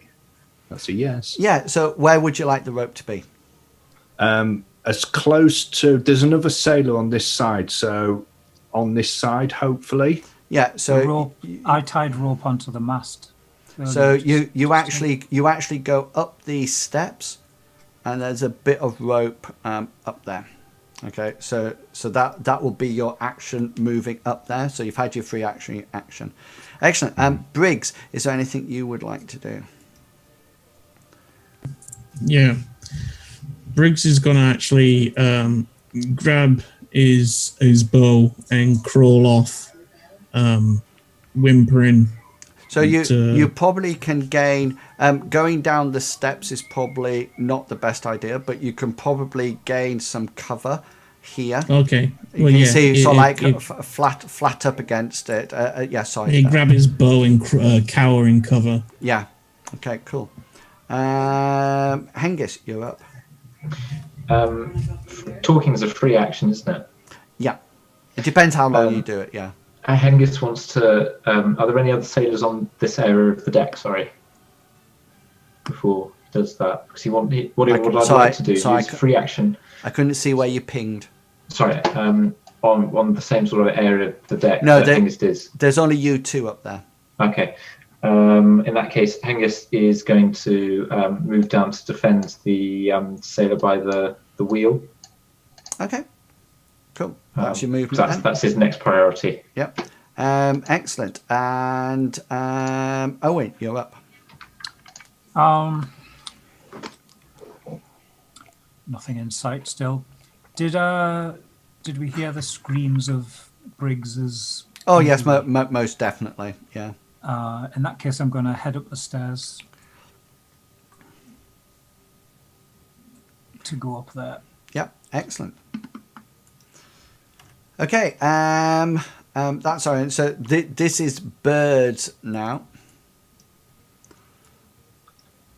So this bird that had already passed earlier has almost like reached the pinnacle of its arc, and it looks like pretty soon it's going to sort of like fly down. And this one, I'm just going to move it a lot smaller, and that sort of like continues to fly up. So that's their round over and done. So Gully, you're up. Having found the rope, Gully again is going to judge to see whether or not tying it off up here and throwing it would be of any use, or if he's actually going to have to go back down to the lower deck. I think the important thing is that it's always presenting some opportunity for the sailors to either hang on so the boat doesn't sail past them or anything like that. So I mean, even if it just goes down into the water, it's still beneficial for the sailors. Okay, so doing the same thing as last time, he's going to put his foot under one end of it and throw the other end towards a sailor if possible, or just in the general vicinity of it. It actually lands on one of the sailors' heads, and they sort of like grab hold of it. And again, this seems to be very much like Briggs's at the moment. It seems that these birds have been sort of like grabbing hold of the arms of these sailors. So it's got an injured arm, but it sort of like lands, sort of like bounces off its head, and the sailor sort of like grabs hold of it without any problem at all. Briggs, are you staying there? Yeah. He's still going to have an opportunity of dodging, though, isn't he? If one like tries and at least you can evade, but it'll either be hard or formidable, because of your injury. Cool. And the next one is Hengist. Hengist wants to ready in action to defend or attack. He's going to attack one of the birds when it comes close. Okay, cool. And Owen, you're up. Owen will continue up looking for Briggs. Yeah, you can see him in the corner there. He's leaning up against the rail. He's almost like cowering down. You notice that his bow is by his side, but you also notice that, is it your right arm, Briggs? Or your left? It is, my right. His right arm, his sort of like his pulling back arm is quite matted with, you can see it's bleeding, and there's a huge, one or two gashes down it. He's not looking in a good way at all. It's but a flesh towards him. Yeah. Head towards him. Excellent. And bird's time. Okay, so this bird comes swooping down at you, Hengist. So you get to do your delayed action on him first. No. Yeah, and this is his the bird's action, and obviously flat fighting into such quarter, it sort of like comes down and you take a more mighty swish at it, slash at it, and it sort of like tries to grab you with both its arms, claws, and sort of like flies off. Gully, you hear what appears to be some twangs actually behind you. Oh, does somebody want to roll for me a hit location?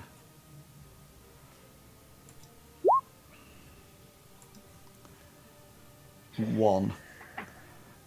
Yeah. Okay. So this one here, the one further away, not the one that's just fly by, the one that's turning at the moment. One of the archers on board the ship actually lets loose an arrow, and it hits this bird in its right leg. Do you want to do some damage, Gully? If you got it. What would you like? It is. I think it's Briggs can tell you. I think it's just. So D6 for your bow, Briggs. It is. I don't think so. I think it's a D8, but I might be wrong. Just checking. It's a longbow. I've got a short bow. I thought you had a longbow. No, mine's a short bow. Oh, short bow. I don't know where 1d6. it 1d6. Yeah. Yeah. 1d6. Oh. Yeah. Yeah. So this would be a D8 Four. then if it's a longbow. No, I probably just got it wrong. 4 points damage to its leg. So one of the sailors behind you sort of like fires off an arrow, and it actually clicks into the bird's leg and sort of like goes straight the way through it and actually stays at it. And this bird, you hear it, Gully, just sort of like whiz past this sailor. And you almost like from the side you see it go past, and it's got this arrow through its leg as it sort of like flies off, and there's a bit of blood that sort of like fires off. That's that one. Okay, so we're on to turn 3. I think Gully, yeah, what would you like to do? Gully's going to tie off the rope that he threw in Yeah, cool. to the sailor. And Hengist. Hengist is. Did he see the archers on Gully's part of the deck shoot at the bird? Well, make a perception check. Because you've really just... the reason I'm asking for it is that you've just sort of like been in close quarters with this bird, so you wouldn't be looking out. So, no, you haven't seen That's it. fine. He's going to sort of like shuffle around tracking that bird. But that's it. That's what he's going to do in this action. Okay. So, round 3, guys. Hang on, I'll just delete you. Off you go.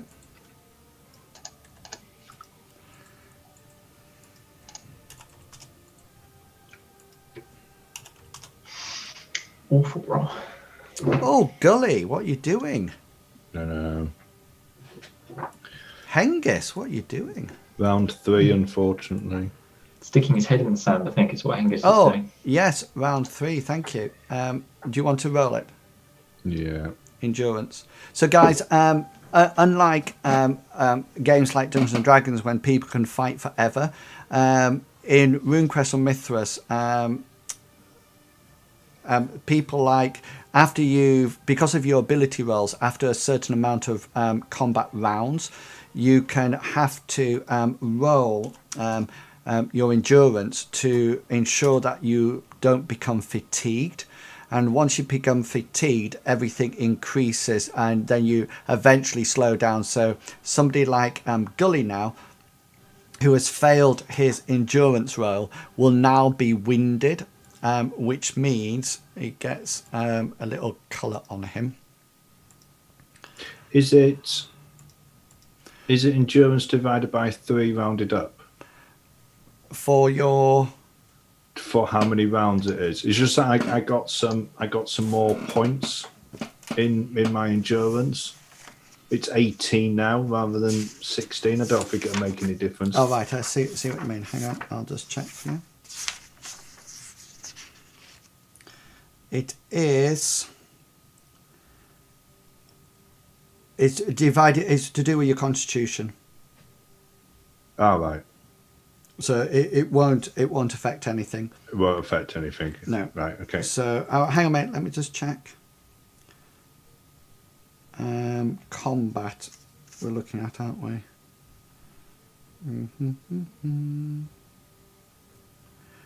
Combat in seconds rounded up is strenuous. Yeah, I just didn't know whether or not it was linked to the endurance or if I it's see what you mean. linked to your constitution then, because I haven't increased it. they put in points, and it's only going to give me a better chance. But it doesn't impact on your initiative, so you're fine. No. Right. Yes, Gully, you're up. Okay, so the two sailors. Is there any more sailors on this side? No, there isn't. Okay, so he's going to head over to the other side, but the ship has been, or the boat has been moving, so he's not. He's just going to have to make a judgment and see whether or not there's anybody who he's going to be able to reach, and he also doesn't know whether or not anybody else is. Yeah, and you've just moved, so that'll be your action point, won't it? As you move across there. Yeah. Okay. Who's next? Owen. Owen is going to check out Briggs. Yeah. And attempt first aid. Cool. So it does be a standard roll, and if you do it, then you will stabilize him. Yes, nice 17. one. Yeah. So Briggs, you're stabilized now. Your wound won't get any. Really and truly, that area is now at 0. So it's gone from the negative onto 0. Owen rips Briggs's petticoat to make bandages like they do in the films. Excellent. Okay then, Briggs, is there anything you would like to do? Apart from allow yourself to be bandaged. Yeah, that's all he's going to do. He's just going to sit there and give Owen his arm, and all right, I'll take it. Yeah, he's going to thank. He's going to cheers. Okay, excellent. I think it's Hengist. Oh no, Bird. Sorry. So you notice that these birds seem to be heading off now. Both of them have been injured. One's got a damaged wing and one's got a damaged leg, and they seem to be they seem to be heading off, flying off. They don't seem to be turning around to come back or fight or anything.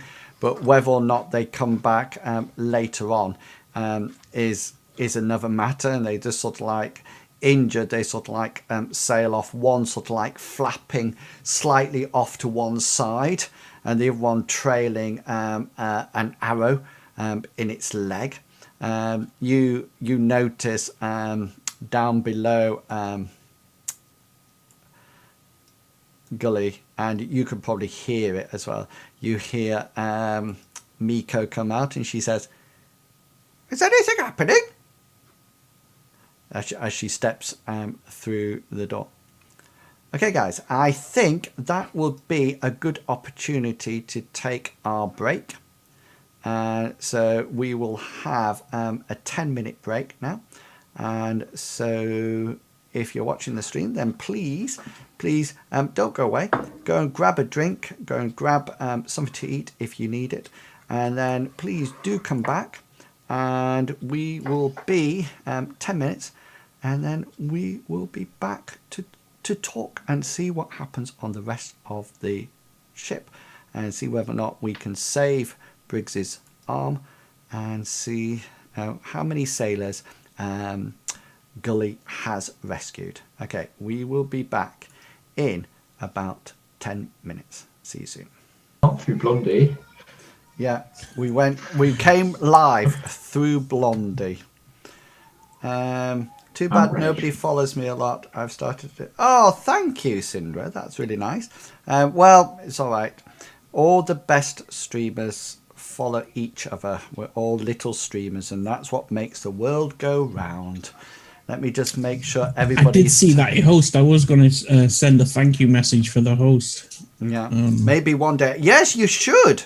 You should stream, Sindra. It's always fun streaming. Or join another stream and stream and partner up on that one to start off. Partner stream, yeah. That's always fun to do. Hi, Bob Bear. Nice to have you along. Hi, Easy Prey. Excuse me, Easy Prey. I haven't seen you before. I hope you've enjoyed tonight's he's from Flat Battery's channel. He said that he was going to pop over and watch us. Excellent. So Easy. Nice to have you along. Okay, guys. So you have. Have I turned the music off? Have I turned you on? Yes. Excellent. The birds fly off, and you are sort of like back. Briggs is quite busy bleeding.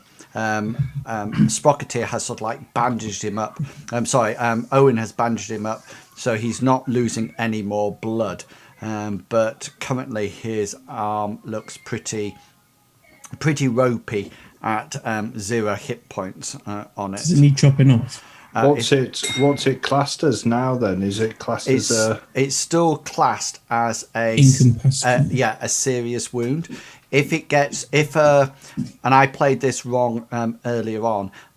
If you get to minus hit points equal to the total hit points that you had on that area, that's when it becomes incapacitated, falls off, etc. So if you have 4 hit points on it, and I do enough damage on that, takes it to -5, then that's it. The arm's gone. Okay, so if it's -1, it's okay, but it's in a bad way. It's in a bad way, and then normally it would start to bleed out, but Owen has put bandages on it, which then takes it up to 0. So it's still a serious wound. So remember, it goes minor, major, serious. Okay, because it always sounds like it's the wrong way around to me, but it's not. I don't remember that in the music lessons. Minor, major, serious. So now it's at 0, so it's a serious wound. So it still can't be used, but it can be healed naturally. Serious wounds, you gain 1 hit point per week back onto it. As long as you don't do any strenuous. And if you, some of you might notice that on your character sheet, you might, if you look on your character sheet, it says healing rate underneath your attributes. Attributes. Yep, healing rate. Mm-hmm. Yeah. So, say for example, if normally a minor wound, so anything that keeps you above the maximum amount on that wound, you get that 1 hit point back per day, plus your healing rate. So, if for example your healing rate is what's your healing? Mine's 2. So you would get 3 points back per day if it was a minor wound. If it was a major wound, a serious wound, then you get 1 hit point plus your healing rate per week. So 3 because per week. Yeah, 3 per because week. yours is a. Sorry, I got that round the wrong way. It's minor, serious, major. I think I keep getting it round the wrong way because it seems minor, serious, major. So because you've got a major wound, then it comes back in months. So you will get, unless it's magically healed, because people like Gulliver can magically heal it. So you would actually get it back 1 hit point per month, and during that time you can't do anything sort of like strenuous at all. Masturbation. Yeah, you can't do that. I mean, Owen That whistle was at the wrong time then. Owen will pull his little flask out and offer Briggs a drink. Yeah. I'm going to need one. Fucking ribs are killing. I Okay. think this bloody ship's cursed. Seeing Gully's, we finished combat now, haven't we? Yeah, we have. Yeah. Okay, so Gully's going to go over to Briggs and sort of like look at his arm, and he's going to go, that looks. Does it sting, Briggs? Does it? Briggs is gonna like nod and obviously type of face. We need to get him down. We need to get him below deck because I I can help, but it's going to take a long time. Can you help, Owen? Can you help get him below deck? I'll bring him down. Don't worry. So we're going to get him down if we can, and to Briggs's. Okay, which I think is down here, isn't it? Yeah. Briggs is going to call out Bo. I will get all your stuff. Don't worry.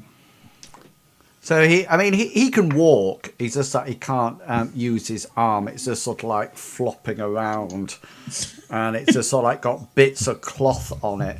And if you want, Gully, you can do that thing when you just sort of like do it and it goes right the way round a bit. Oh, don't make me laugh. So you can take him down to the. Are you taking him to his? I think.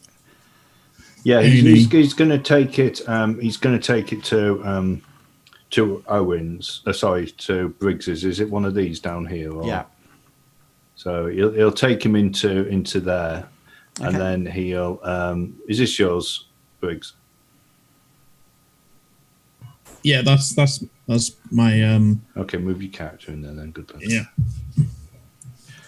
And he's going to say to Owen, he's going to say, Owen, that this is going to take a long time. It's not going to be quick. This. So will you let Hengist know that I'm going to be here for a while? Right, lad. And Shout if you need anything. And he asks for a cleaver. Just as Whispers it. Here's my axe. Just before you go, can I just borrow your axe, please? Right onto this Hengist. Not Hengist. Briggs. Bloody hell, Briggs. Aye. Right, I'll go and find Hengist. Okay. Hengist is down with Captain Seatide and I can't remember her name. Miko. Right, I'll type it in the thing. It's just like that. So on the deck, they're sort of like pulling on the people, and Dr. Snipe or Cook Snipe is having a lovely time, sort of like trying to. He's actually resorted to using some of his apron as bandages. So you notice that some of the bandages that are going on actually got a bit of last night's stew on it as he's sort of like wrapping up various sailors.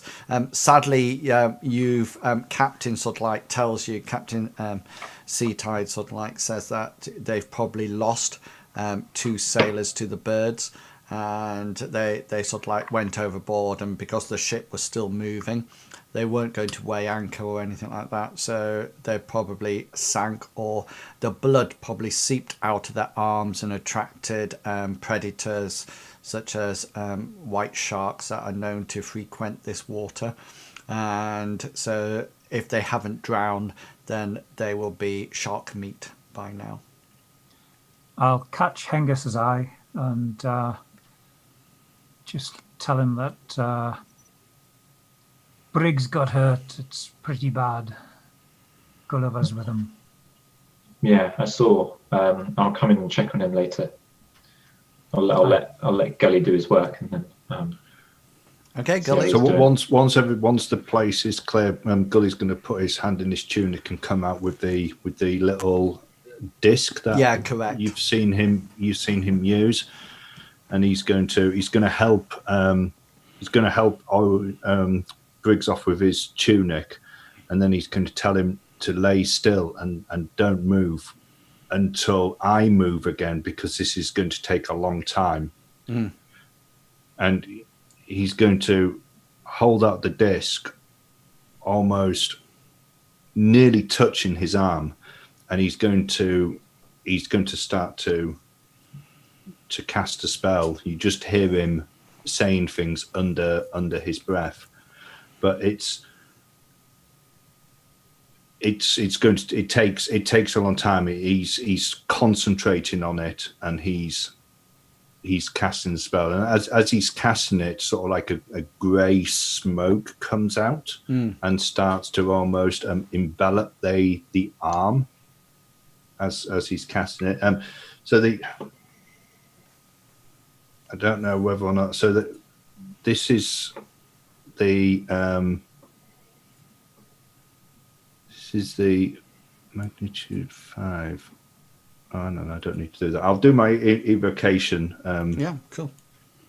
thing first. So How long does it take, the spell?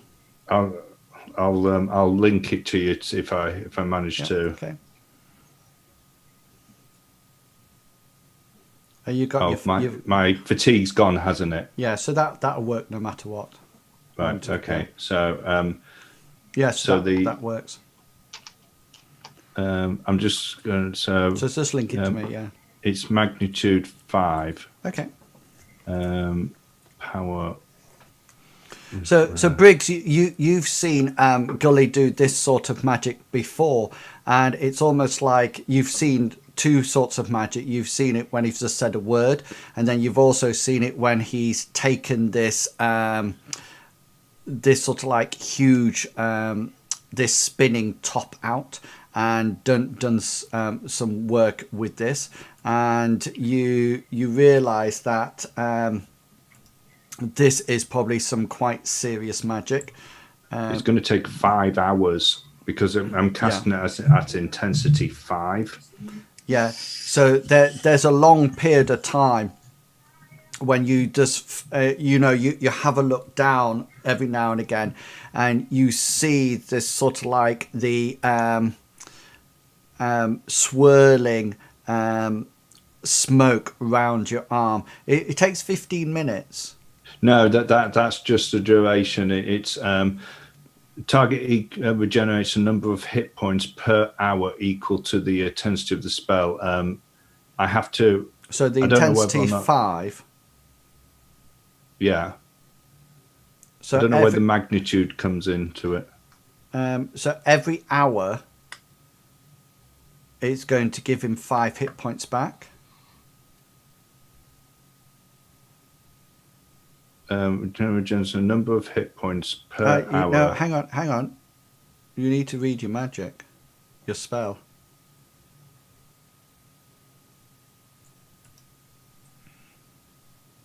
I must have not clicked something. It does need concentration. No, but doesn't it say, but cannot repair major wounds? I thought major was the one up. I thought he was serious.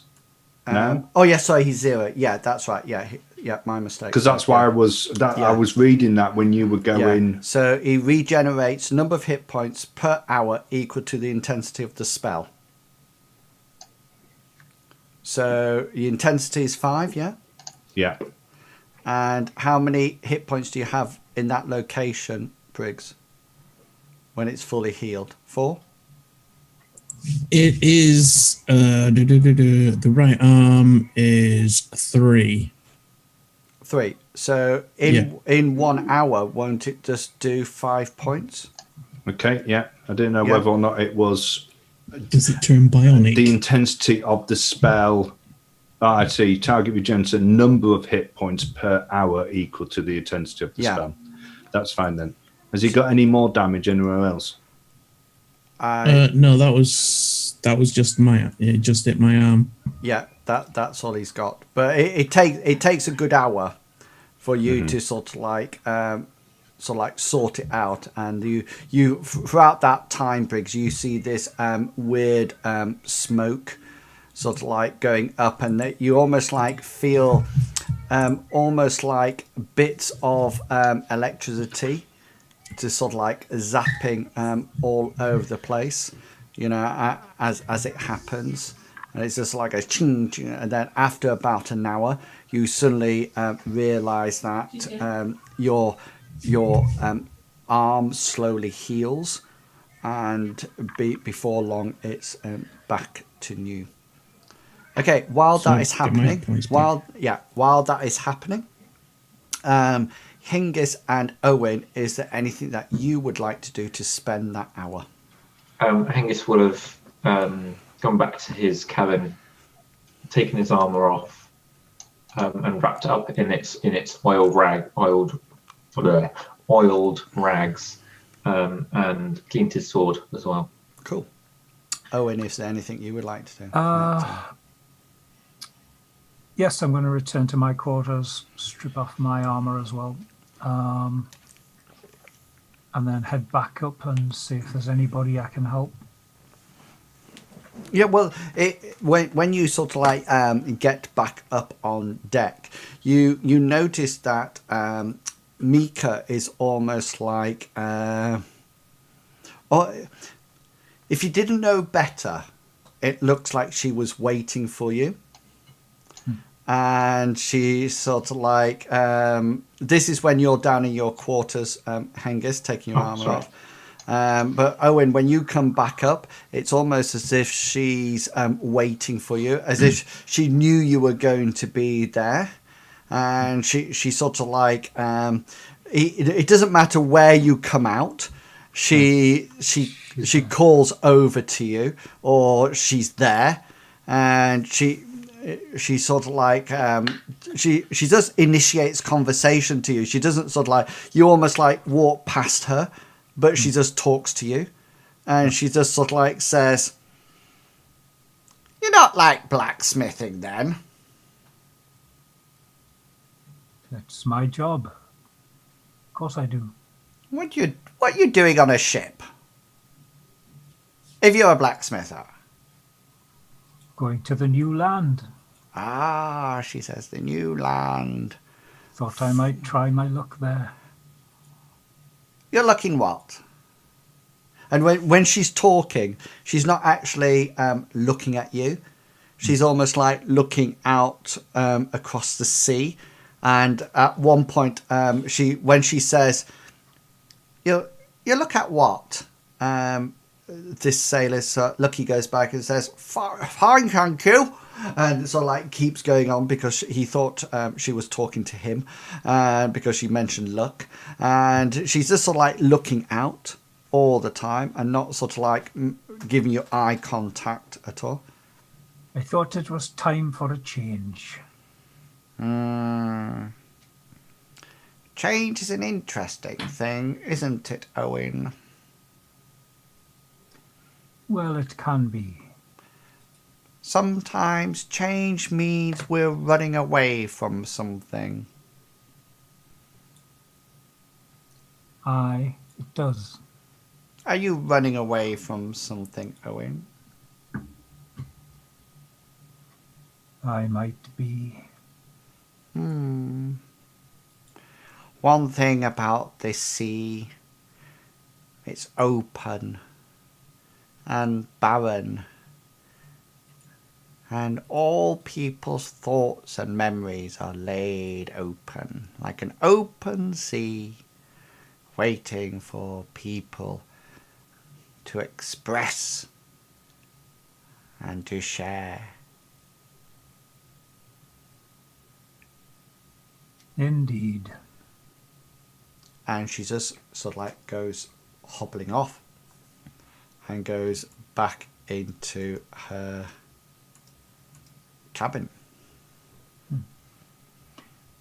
Well, I'll start tidying the decks up, and I'll go and mop up Briggs's blood, and Oh yes, because there's quite a bit of it. I'll just make myself useful, you know. Excellent. So everybody's sort of like making themselves useful, and time passes, and you sort of like recover your fatigue from your battles, and you sort of like decide on this what to do next. And the captain sort of like says to you that, you know, in a couple of days, time will bring you to Lindowe, the new world. And he sort of like invites you all into his cabin, and sort of like sits you down and sort of like initiates some kind of idle chit chat with you. And he sort of like says, now then, he says, what you all be doing when you get to the new land? You're all actually there, all of you now, so. No idea. I've got lots of things to do. I think the first thing I'm going to do, though, probably once we leave this ship or boat. Is it a boat or is it a ship? Well, anyway, when we leave, the first thing I've got to do some shopping because there's some things that I need to buy, and then I have. The last thing that Master Healy said to me was that I did need to actually stay with people who, not that I could trust, but people who can defend me, because I'm not very good at actual the physical side of adventuring. But I'm looking for something, and but Master Healy says that I shouldn't talk too much about you, it. Owen? What are you going? What will you be doing? I don't really know yet. There's always room on this ship for you. If you'd like to stay on board and travel backwards and forwards, there's always room for a good sailor. No, I don't think I'll take you up on that. Thanks. Thank you for the offer, Captain Seatide, but I don't think I would take you up on the offer. What about you, Hengist? What about you? Do you think you're... As soon as I set foot on land, I'm going to be inquiring after this two-headed snake, the people bearing the two-headed snake symbol. For they have taken my sister, and I want to find her and get her back. So I'll be tracking them down. Oh, you'll be going off on a singular quest then. A quest, yeah. Yeah, you can call it that. So, he says, will your ways part in Lindowe? I'm not sure. I haven't broached the subject with the others yet. He sort of like looks at Owen and Gully and Briggs and say, Are you all on Hengist's quest to find the two-headed snake? Well, I'm not on his quest, but seeing that two-headed snake, that would be awesome. I thought I had found one in the temple, but it only had one head. But there might have been more, because there was a whole load of snakes in this sort of like well, and I don't know whether or not any of those had two heads. Would they be two heads or one head? Gully, my lad. I don't know. Hengist, when you said a two-headed snake, what, did it have a head at either end? No, lad.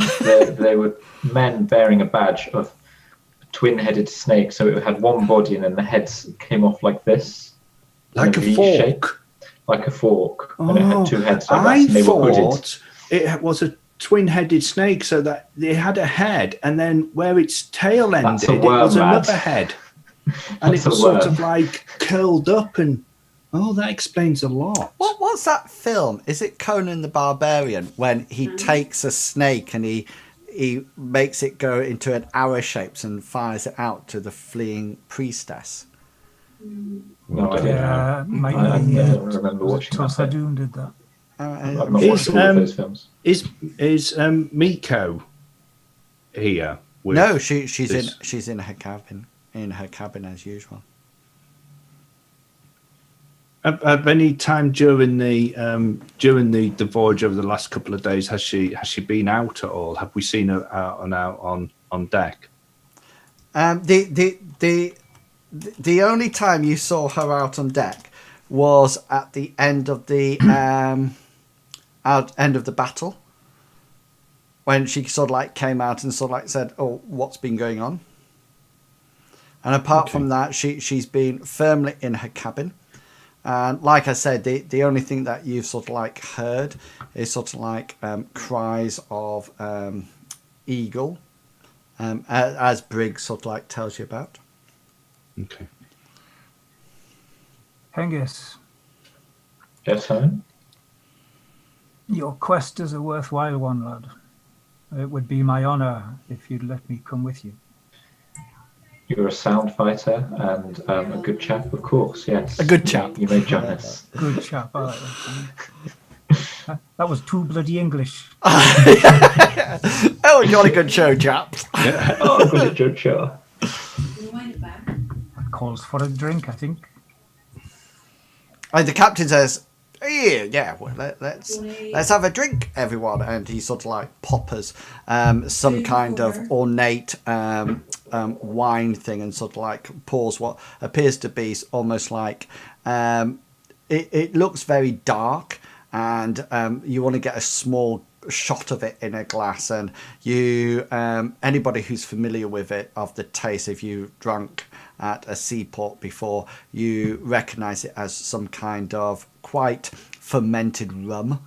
It's quite strong. It's as it comes out, it's not quite the thickness of molasses, but it looks like it's probably been in the container for quite a few months or years, and it's definitely something that sticks to the back of your throat as it sort of like soothes, a bit like if you ever had buttercup syrup, that cough mixture. I used to wish I was ill just to have that. No, honestly, I used to love buttercup syrup. It was sort of like, oh no, I've got soft buttercup syrup. But it's that sort of like consistency, and it is very, very strong alcohol.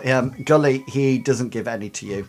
Gully's not going to partake in it anyway. Once he sees that the men are partaking in their liquor, he's going to excuse himself, and he's going to head towards Miko's cabin. Oh yeah.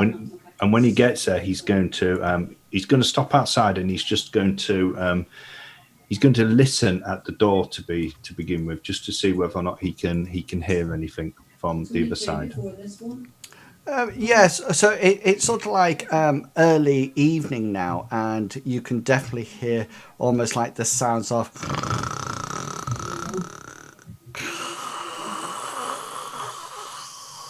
from inside. Okay, he's going to leave. He's going to leave it. He's not going to knock on the door or anything. But rather than heading back, he's going to head to Hengist's cabin. Oh, yeah. And he's going to open the door, because he takes it. It's probably is it locked? Well, no, they all have latches on the ship. You can't sort of like lock them, apart from the brig. Okay, and he's gonna look around for his sword. For Hengist's sword. Yeah. Yeah. Do you have it with you, Hengist, or not? No, Hengist will have his dagger with him, but not his sword, because he's not expecting any danger at the moment. Okay, so it's probably quite easy to find. Okay, so he's going to He'll be with his other kit at the base of his hammock. Okay. He's going to take it, and he's going to pick it up, and he's going to hold it, and he's going to pull the blade out and push it back in a couple of times. Yeah, it slides really well. It's well oiled. And have a look at it. And then he's going to keep stopping and listening. Oh yeah. Can I just interject and describe the sword? Is that all right? As he's looking at it, it's got sort of like a half circular, sort of like quite undecorated pommel, sort of like a black fish skin styled grip, and then sort of like not a full guard, but sort of like a circular guard, so it would protect the hand. It's not a massive one. Okay, yeah. So it's literally just the side, just bigger than your fist. And then it's quite a broad blade that's got sort of like a twisting pattern that's just visible to the eye, sort of like all the way through like the core of the blade. Nice. Gully's gonna take all this information in. Okay. And then he's going to put it back where it was and go into his cabin opposite and go to sleep. Okay. Is everyone still sat round drunk talking? No, you, Hengist and Owen and the captain are just sat round partaking of a small amount of rum. And, Okay. you know, the captain sort of like says, you know, "Yeah, you be sailors now. You be sailors now. Once Okay, you've partaken of the Briggs is liquor." gonna express his adventure for Angus's quest. So Briggs is gonna turn around and he's gonna say, me, me, I'm searching me, me, uh, real dad. But we'll go with you. Hengist is going to slap him on the back of the shoulder, but gently, you know, it's like in a friendship way, but maybe slightly harder because he has been drinking now. Not accompanied by a burning hand spell or anything like that. No. Hengist doesn't know burning hand spell. It's fine. It's thunder spell. Yeah. And he's going to turn to Briggs and say, "Thank you very much. It means a lot that both of you are happy to come with me." And he's also going to say to Briggs, we can ask wherever we stop about your father as well. We can do both together. Briggs is gonna not say anything, but just look and nod, as in a thank you gesture. Gesture. Oh, don't make me laugh. Okay. Does somebody have music on? Oh, that's better. Yeah. I thought I had my music on. I was trying to think, is that coming from mine? But I have your background sound for the stream, but you know, sort of in the Roll20 really low, so I can't hear it all that often. And I thought you were playing something like a fiddle. Oh, I've got this one. If you want. No, there's no need to play anything. I got that's lovely. Yeah. Yeah. Okay then. So you sort of like sit and sort of like drink, partake of the odd bit of rum into the night, and it's shortly after midnight. So it's quite dark, and the ship has lanterns sort of like hung round the deck and on the mast. So it sort of like lights the area, but once you get to the edge of it, it's very hard to sort of like see out over the deck into the water, etc. But all of a sudden, there's a cry from the crow's nest, and this cry just sort of like echoes out, and there's just a cry that says, "Ship ahoy! Ship ahoy!" And the captain looks rather puzzled, and sort of like heads out onto deck. Hengist will be close on his heels as well. Gully, could you make a perception roll for me, please? Sorry, 2 seconds. I just gotta go. Do some. Poo. I failed it anyway, but I've still got my. Yeah. Do you want to take it off? Yeah. Sorry. So you're still asleep. We'll say that Briggs comes out as well. And remember that it's completely dark outside, but you can see, because it's almost like a cloudless sky. And so the moon shining down and the stars are out. And it's almost like that weird, almost like dusky feeling, but at night time, because there's no sort of like street lamps or anything. As you can see over the sea, you can actually see the moon being reflected, and almost like coming towards you on the same course, but just slightly off to one side, seems to be a ship, and it has no sails up. And it's still at quite some distance, and it's got no sails up, and it just has one solitary lantern that seems to be on the top of the mast, way up, that is just sort of like glowing. And the whole ship it just seems to be, for want of a better word, it appears to be cruising. It just seems to be going in a dead straight line, and it doesn't seem to be steering at all. It's as if it's on a dead course, and it's just sort of like going. And the captain sort of like looks out towards it, and he sort of says, the ship has no colours. And you notice up at the top of your ship, there's a flag that has like a wave crest on it. But this one, and on yours, there's all lights round the edge of the deck. On this other one, there's nothing like that at all. And it just seems to be travelling, and it's without any doubt the ships will cross.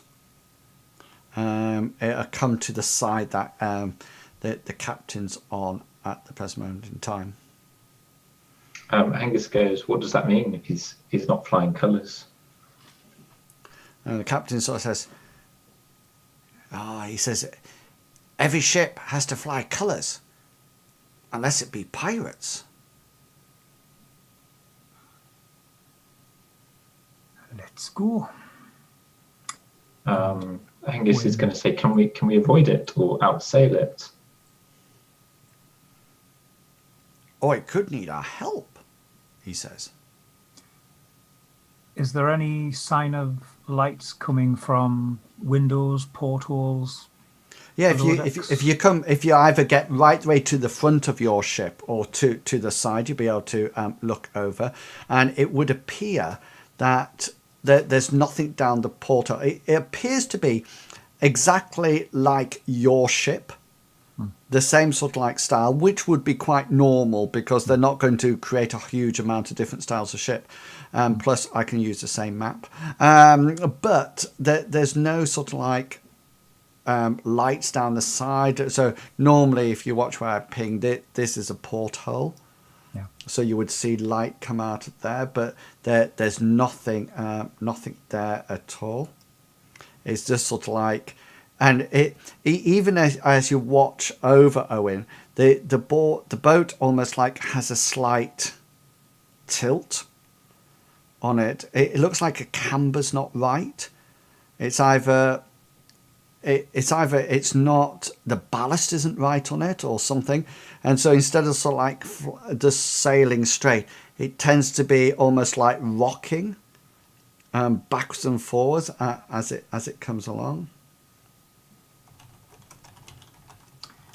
Owen doesn't know much about boats, so that means nothing to him. Maybe we should get tugged up. Captain Sea Tide sort of like says, best get ready, he says. You know, you'll be needing to fulfill your boarding party duty.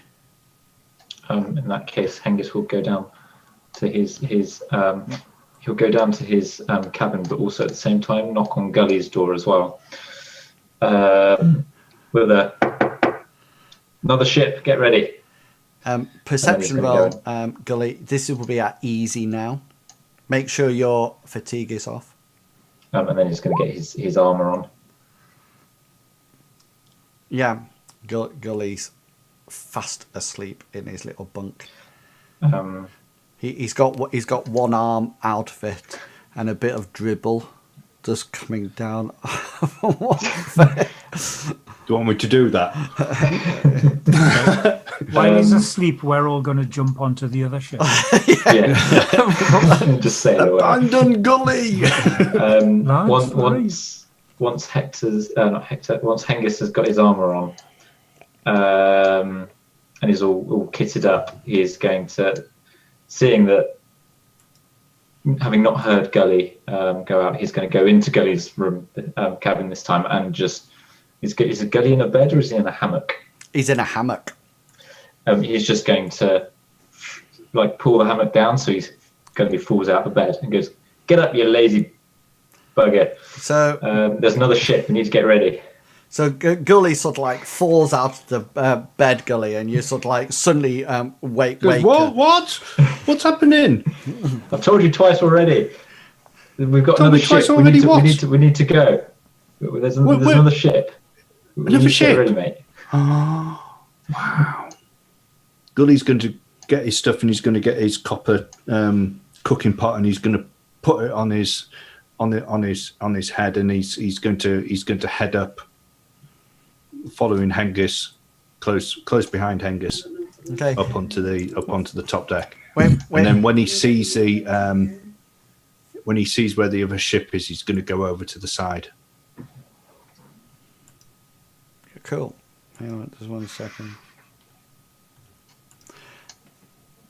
Yeah, so as you get up, you see that Briggs is sort of like stretching out his right arm, but from the injury early on, he's just sort of like making it stretch out, so make sure that it's back in action. And you can see this ship now, and it's sort of like coming alongside you. And the captain has ordered some of the sailors, and they sort of like lobbed grappling hooks over, and they've sort of like whacked onto the edge of the ship and sort of like pulled it close to you. And it's just sort of like it doesn't resist at all.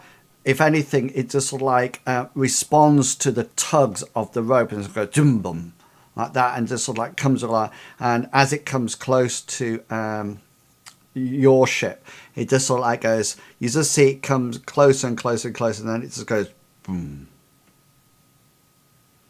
and it hits yours, and it's just a slight sort of like bump, and that's it.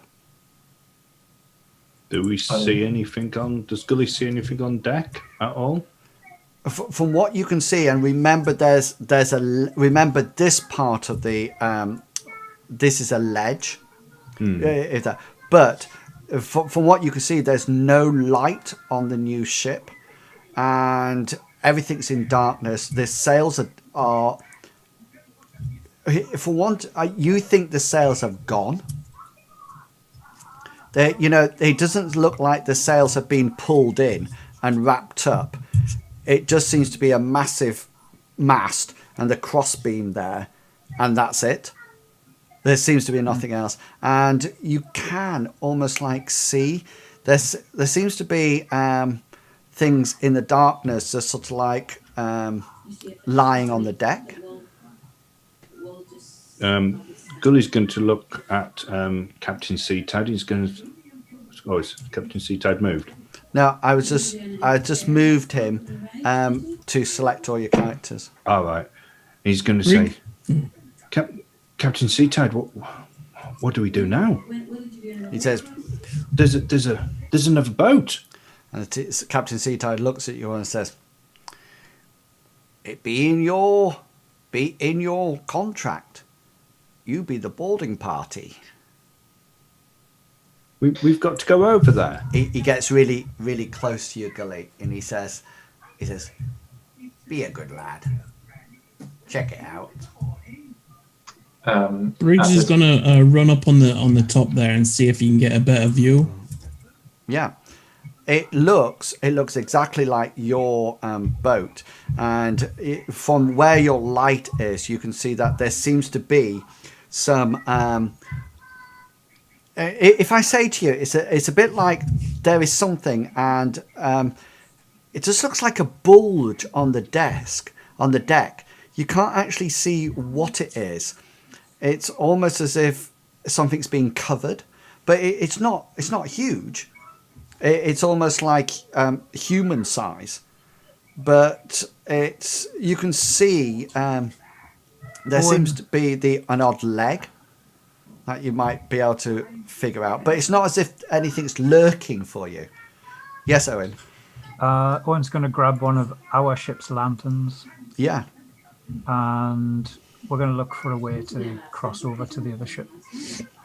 Yeah, well, the crew have sort of like positioned gangplanks onto the across, so it's sort of like Climb up and head over. yeah. Okay. Is there a gap between the two ships that we could, Fall into if we and weren't very drown. dexterous, that we could fall down and land in the water? No, it's Okay. it'd be a quieter thing, and I'm not going to ask you to do a roll to get across. Owen has a lantern.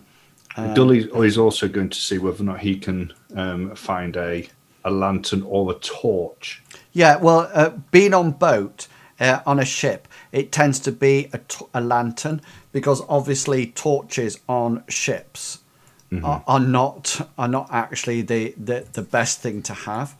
Fire and wood, not a good combo. No. Yeah. So so Gully's also going to find a lantern, and once he's found one, he's going to go and stand next to Hengist.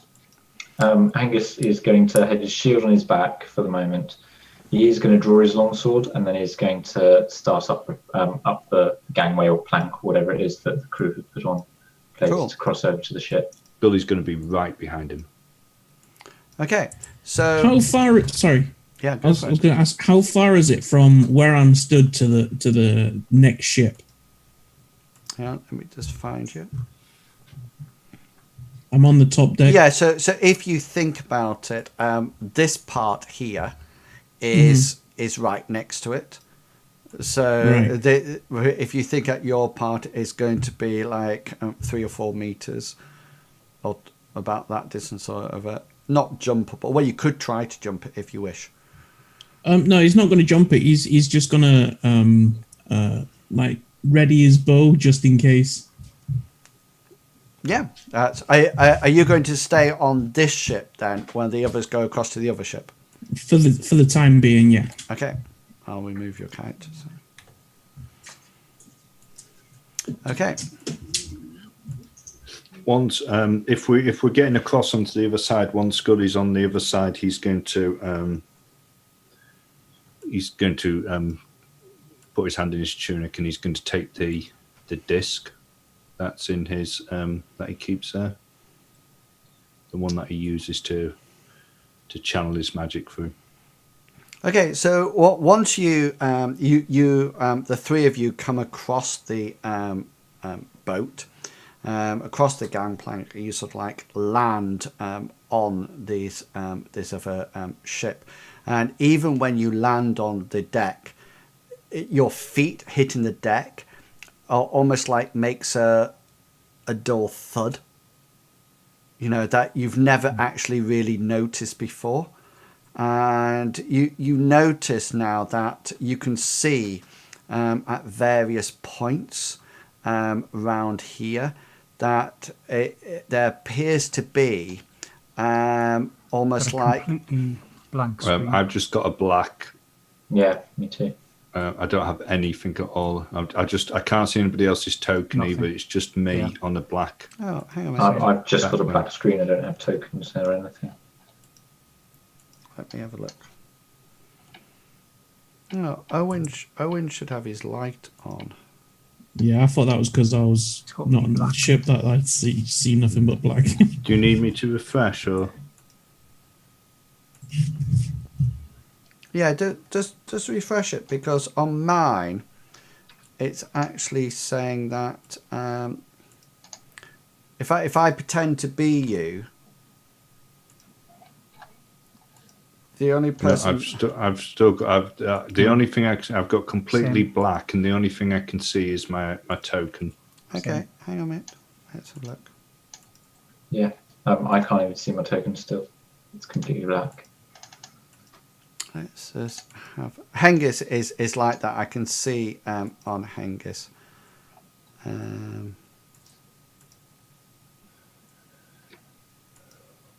Oh, That's I've got it now. I can see Hengist and Owen, and I've got some of the deck that we're on. I can't see the upper Yeah, I decks to can't the see left and the right. anything. Okay, so We've got our own boat, boys. So the only I'm Pity we don't know how to sail it. so Hoist the jammy dodger. I think so. You can see now, can't you? I can see, and I can see. I can move, and You've got your dynamic lighting up and running. got the dynamic light in. I can see Owen moving at the moment. So the only person that I need to sort out. There you go. I can't see anything. Yeah, because you're not on the map. That's why, because you're on the other map. So unless I move your token across, Right. So what I'll do, I know you're not here. This is not actually where you are, but I'll need to put you there so you can actually see something, because otherwise you You won't even be able to roll initiative. can you see? Okay. Can you see now? Yeah. Yeah. Yeah. Okay. So what you can see now around this bottom deck is that you can make out what these lumps are, and it appears to be dead sailors, and they literally seem to be sprawled around the place. They're just sort of like stretched out or curled up, or there's a few in like a fetus position, or there's some sort of like draped over the like they were going up the stairs. Can we see any weapons? Are Yeah. the weapons near them, or are they? How I was going fresh to are the ask. bodies? Okay, so Gully, make a perception roll. Owen, do you have first aid or healing? Yes, first aid. Yeah. So on. Jugglewug, I've got your face back up. It's not saying. Oh, sorry, because I refreshed. Yeah. So you, Owen, you'll have to sort of like go closer to one of these things, obviously, to sort of like to have a look at it. Well, actually, no, because you can find something out with that. Gully, you see no weapons at all. What about No blood? weapons at all. Owen, as you go towards one, I think the nearest one is sort of like here, just in front of this doorway. As you go close to it, you suddenly realise that it's quite. I mean, you don't even get that far. You literally do not get that far. You get to about here. Hang on. You get to about here, and you know how old it is. It's obviously been dead for quite a while, because almost like the stench hits you, and there's this smell of rotting flesh, and you notice that it's even as you hold up your lantern and sort of like look down at it, you notice that obviously some seabirds have busily pecked out one of its eyes, one of the body's eyes. It's definitely not been. It's been dead for quite some time. Gully's going to take a step closer to Hengist with his lantern, and he's going to say, "Don't like this, Hengist. I think he's just going to This respond. doesn't look good." I think he's just going to respond and say, because there's no weapons or anything, he's going to say, "I don't either." Does there seem to be there? So there's no sign of a struggle or a fight or anything like that, like blood on the decks and discernible slashing wounds or that sort of wounds on the bodies. Well, you'll need to get closer to the nearest body, and then you can make a perception or medical roll, depending which one you want to go. Hengist will get close to one of the bodies, but not actually touch it. He just wants to Cool. have a cursory thing. And I'm actually going to roll first aid, if that's all right. Yeah, that's absolutely fine. Does Gully have a lantern with him? Gully has a lantern, as well. I'm going to hang my lantern up somewhere then. Yeah, cool. I'll put it on the mast. There's probably a hook there somewhere. Yeah, there will be. Just frees up my sword hand. That's all. Yeah, most definitely. Hengist, don't forget to I've done it. tick your fumble, and for next time when we go up. Going to be the first aider next time. You can see that there's no weapons here, and I mean, really and truly, these bodies look quite decayed. Okay. You do notice, just while you're here, that, and I'll ping them for you. Remember, these steps here and here go up to the deck behind, and these go up to the deck in front.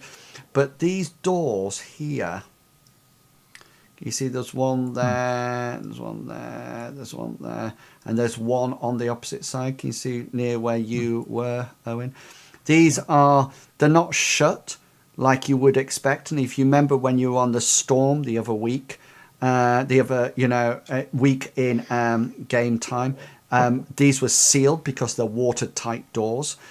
These are sort of like actually open, and you can even see as the boat slowly sort of like rocks backwards and forwards, you can see some of these are actually swinging. Gully's going to say to Hengist, why don't they have weapons, Hengist?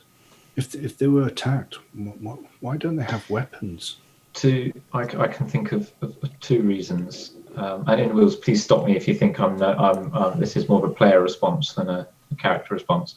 Either they were, Angus is going to say, either they were boarded by the pirates or somebody else, and they've taken the weapons because they're valuable, or the crew have succumbed to some sort of disease. Don't eat or drink anything you find below decks, boy. Might be poisoned. But And don't touch the bodies. Why? But if it was pirates, why isn't the ship damaged? Would they not have tried to run if it was pirates? Could have been taken by surprise. Would they burn the ship? No, who knows? We might find that they might have tried to, or they might have decided they didn't need to. Maybe we cannot know. Maybe we can go back now because we've boarded it like we had to. Maybe we can go back and we can just send it on its way. Why don't you? Sorry, Owen picks the lantern up again and holds it up below his face and looks at Gully and says, "We have to check below decks, boy." Suddenly that spooky glowing light going up his face. I think somebody needs to stay up here just in case. And Hengist, I commend your bravery standing out here on the dark deck all alone. Hengist is going to take. I'll go with Hengist. Hengist was going to. I was going to say Hengist is going to take somewhat bit of a pity to Gulliver, and say, "Gully, why don't you go and tell Captain Seatide what we've found so far, and say that Owen and myself are going below decks." Briggs is going to shout across, "Woo, woo, woo, anything?" Dead bodies.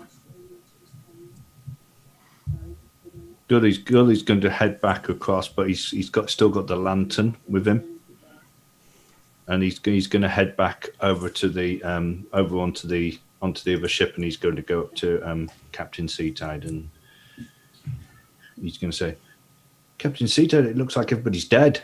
We've been across, and there's a whole lot of dead people, and it looks like they've been dead for ages because they've all been the birds have eaten them. Does that mean we're close to land if the birds have eaten them?" He says, "Boy," he says, "dead by what?" There's no weapons. There's no weapon. There's no weapons. We haven't checked below decks yet. Hengist and Owen are going to go and check below deck. But I thought I'd come and tell you that he says, "Boy," he says, "go and do your job. Check below decks." Front or back, Hengist? Look at the other boat, and look back at Captain Seatide and look at the other boat again, and then begrudgingly he's going to go back across, and he's going to stand next to Hengist, and he's going to say, Captain Seatide says, I must stay with you. Or will he be gone by the time you get back? Will he be below decks in the dark? Hengist is going to make his way towards one of the rear doors. Yeah.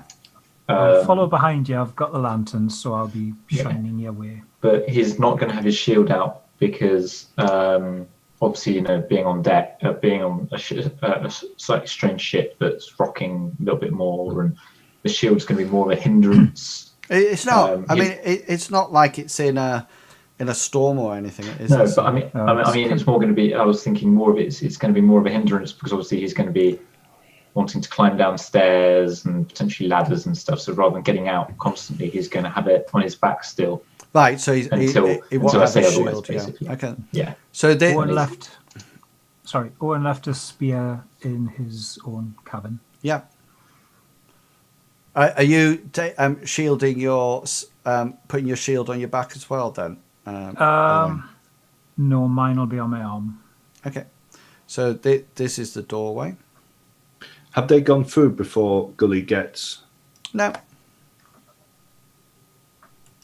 So seeing that they're going to go down and not wanting to be left alone, he's going to quickly hurry across and stand next to. Did you want to stand behind? Yeah, cool. Did you want to open the door at your side, Owen, as well? No. No. Okay, cool. The idea was to be behind Hengist and illuminate that's right. his path. If Owen's behind Hengist, Gully's going to be. It's exactly behind. how it is at the moment, Gully. So. All right. Yeah, well, you can't be on top of it. Yeah, I know, but I didn't have my alt down, so blame roll 20. No, Okay, bad workman blames the tool. I know. Hengist is gonna open the door or push the door further open, and he's gonna go through. But he's quite wary, and he's got his longsword out, and it's sort of like in a low position, ready to attack if need be. Sorry, just so Owen, you've got a lantern, haven't you? Yeah. Gully's got a lantern. And Gully's got a lantern. So I'll just stick it on like that, and then I know. Gully's got his focusing disc in his other hand. Cool. Yeah. No, actually, he hasn't. He's got his other hand free. Sorry. Okay. I will go through this other door if Okay. Gully's still got a lantern. I'll just push the door open with my foot. Yeah. Hold the lantern up and see what I can see. There you go. Gully's going to whisper to Hengist, let's just go through, wait for a bit, and then come back and just tell Captain Seatide that it's all clear. Oh, no, lad, if we're going to do this, we're going to do this properly. So, You never know, Owen, there might be treasure. I can't move forward. you're Yeah.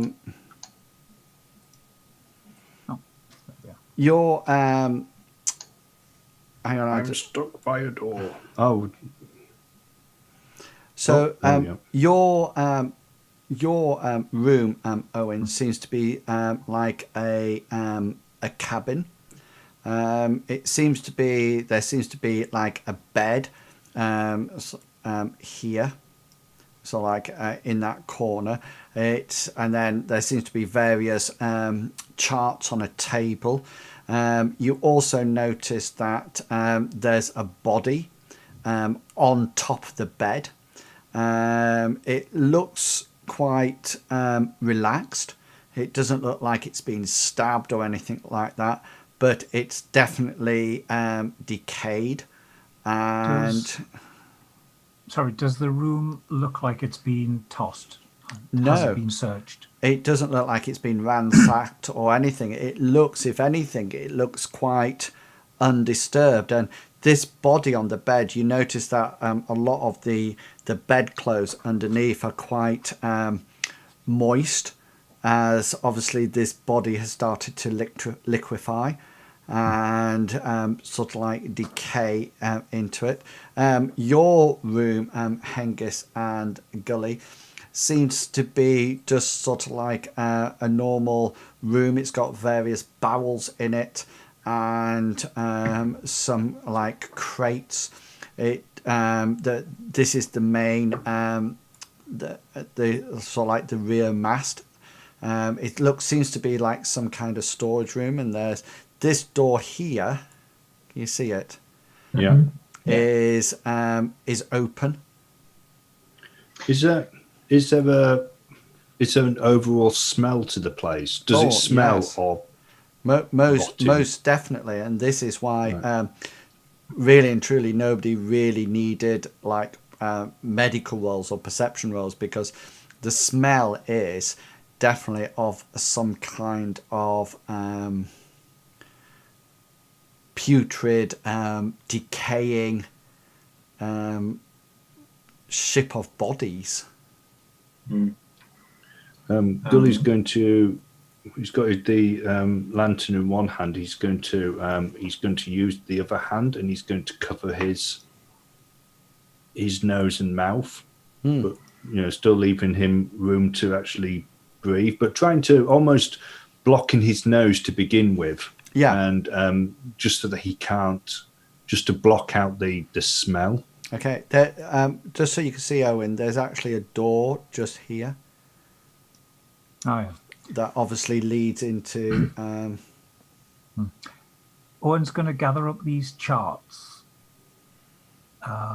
He said there was charts or maps on the table. Roll them all up, and I'm going to step out onto the deck and go back to the gangplank and say, Hang on, Captain, found the charts. Might be of use. Gully's going to say to Hengist, it looks all clear, let's head back. No, lad, we need to keep going. And Hengist is going to slowly advance into the stern cabin. Yeah, can you move into it?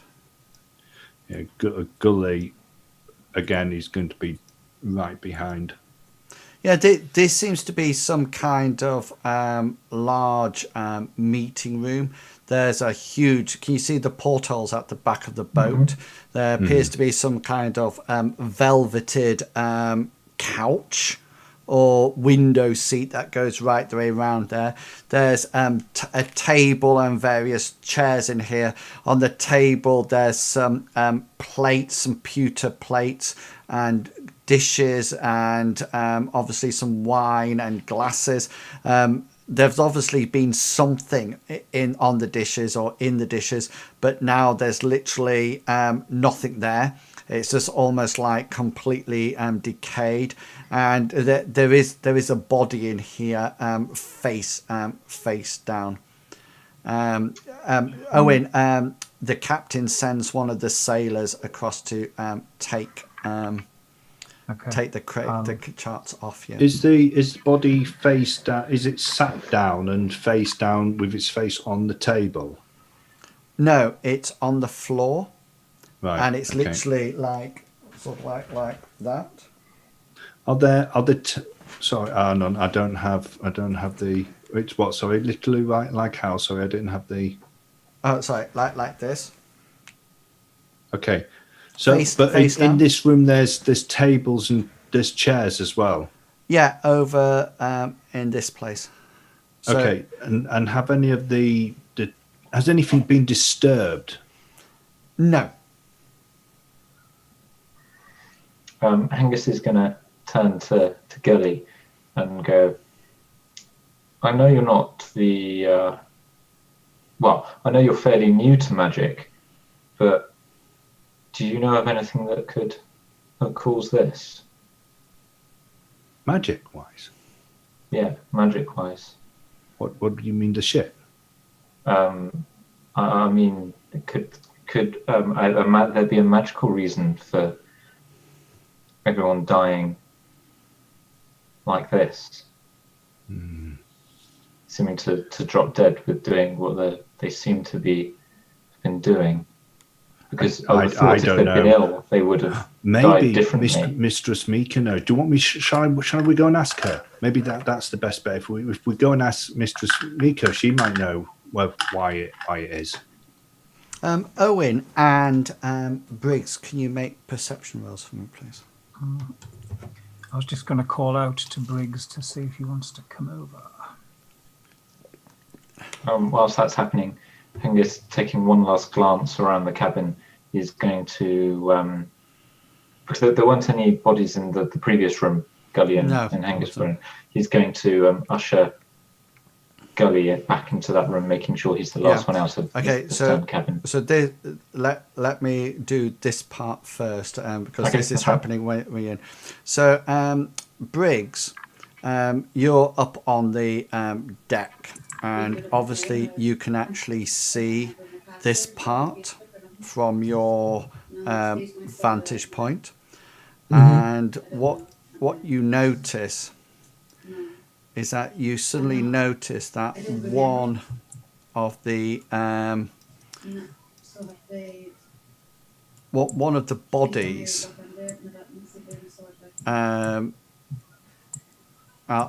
you don't need to move. I'll tell you what. Okay. I'm telling you what's happening. One of the bodies, one of the bodies on the top deck suddenly almost like arches itself up, and slowly but surely sort of like comes up and stands up. It's quite it's almost like hooked over. It's not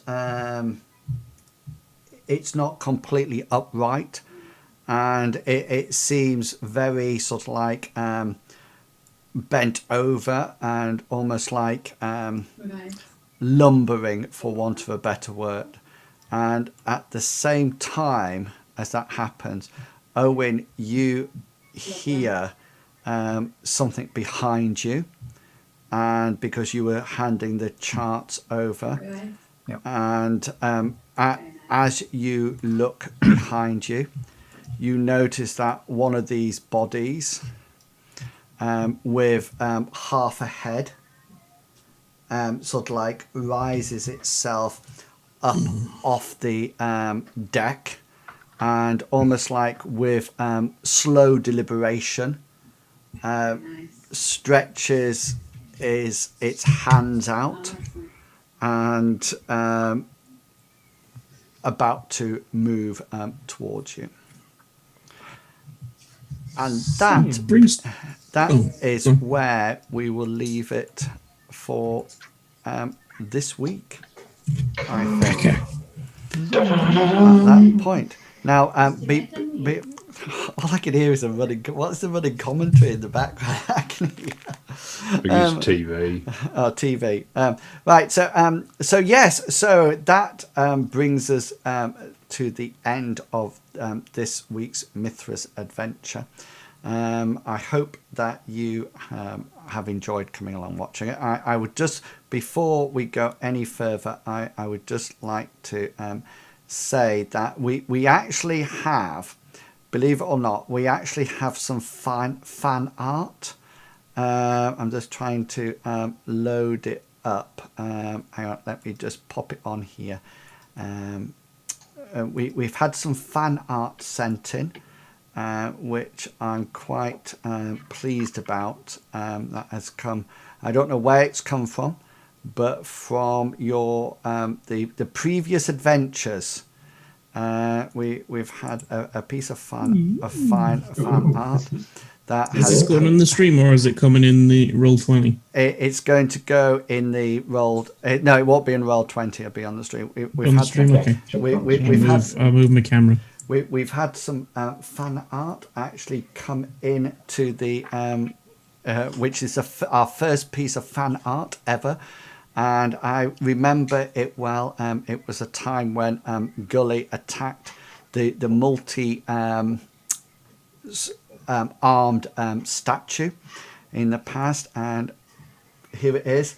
Here is our first ever piece of fan art that actually came in. I'm quite impressed.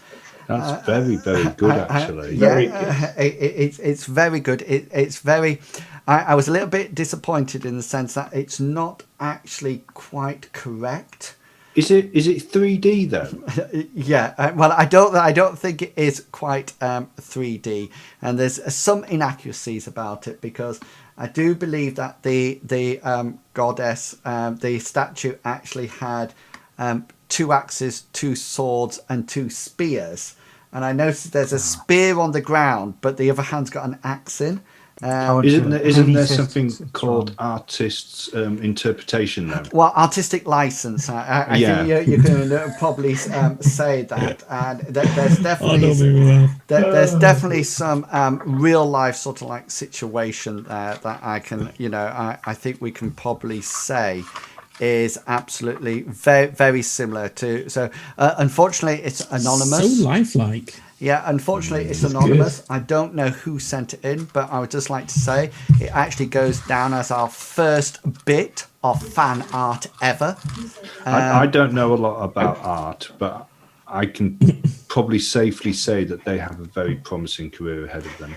I don't know anything about art either, and I would tend to completely agree with you. I know. I've seen your drawings in with us. Yeah, I think the depth and the perspective of that was quite unbelievable. So please I did like the ginger hair and the grey smoke that was coming out. Yeah, just how I pictured so lifelike. So obviously paying a lot of attention to the actual game. So. But I think, it's a really good idea that if anybody has any more fan art who's watching tonight, then please do send it along. Just send it to me in the Discord, send me a private message in Discord, and you can appear next week when that fan art is actually shared. Now, normally we play on a Monday night Mithras, alternative Mondays night, but because we play tonight, we will not be playing on Monday. Okay, so look out if you've enjoyed it. It's a little bit different from Dungeons & Dragons, a different system, and probably not something that you are familiar with, but hopefully you've enjoyed the realistic combat, or the more realistic combat, and the developments of the characters as they board onto the ship. And at the end of the adventure, I always like to give the players an opportunity to say who they are and where you can find them. So, Chugawugga, you're up first. Hello, I'm Chugawugga. I've been playing Gully. You can normally find me here, alternate Mondays, playing Mithras or RuneQuest 6. You can also find me on Tuesdays, where we play Shadowrun, and I'll be playing a new character in this upcoming adventure on Tuesday. Failing that, you can find me in Inwells's channel, where I moderate. If you are a member of the Wafflers and you're in his Discord, we also operate a 7 Days to Die server, where anybody is quite welcome to come and join us. Mostly quite if you pass the very important test. Yes. Yeah. Well, we're a PvE server, so although we have friendly fire enabled, you're only allowed to kill Longshanks. You're more than welcome to kill Longshanks. Yes. Yeah, it's fine. But yes, it is only for members of Inwells's community. But if you are a member and you do play 7 Days to Die, then you're quite welcome to come and have a blast with us. And the best thing to do, if you do join the Discord and you're interested in that, then just go into the chat, organised or labelled at 7 Days to Die. Then Chugawugga can give you the details of the server. I think it's a private server, isn't it? So you'll need a password, etc. Yes. Yeah, brilliant. Okay, and Big Beastie. I am Big Beastie. You can catch me in my own channel, Big Beastie, on Twitch, when I decide to stream, when I can be bothered. Thanks for the attempt of a shout out, Amos. I was trying to figure out what television program it was in the back. That's what I was trying to figure out. It's Peppa Pig, and it's the wife talking on the phone. She's talking to her sister. That's beside the point. You can follow me on Twitter. All the details in my social media is in my down there of the on the Twitch page, or you can catch me in here in this channel right here. This channel here, alternate Mondays. No, what in Will said about Saturdays, playing Mithras. I also play Shadowrun with Chugawugga and Longshanks on Tuesdays. And me. And that's about it. That's about it. Yeah. Sounds good. Excellent. And moving across to down there, Longshanks CPG. Hi guys, I'm Longshanks CPG. Thank you very much for watching. You can usually find me playing in various games which are GM'd or DM'd by Inwills. So that's the ones that we mentioned: Mithras every other Monday. Most Tuesdays playing Shadowrun and Dungeons and Dragons on Saturdays, and then you'll usually find me chilling in one of the various streams which are associated with Inwills and Big Beastie.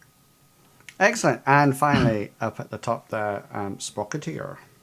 Hi, I'm Sprocketeer. I can be found, as the others have said, here for Mithras. And also the 5th edition D&D game on Saturdays. Gosh, I'm quite busy this week. Curse of Strahd tomorrow, 1 p.m. And then midnight Sunday night, we're starting Tomb of Annihilation on Skageth's channel. Then 11 p.m. Monday night, 1st edition AD&D on Skageth's channel.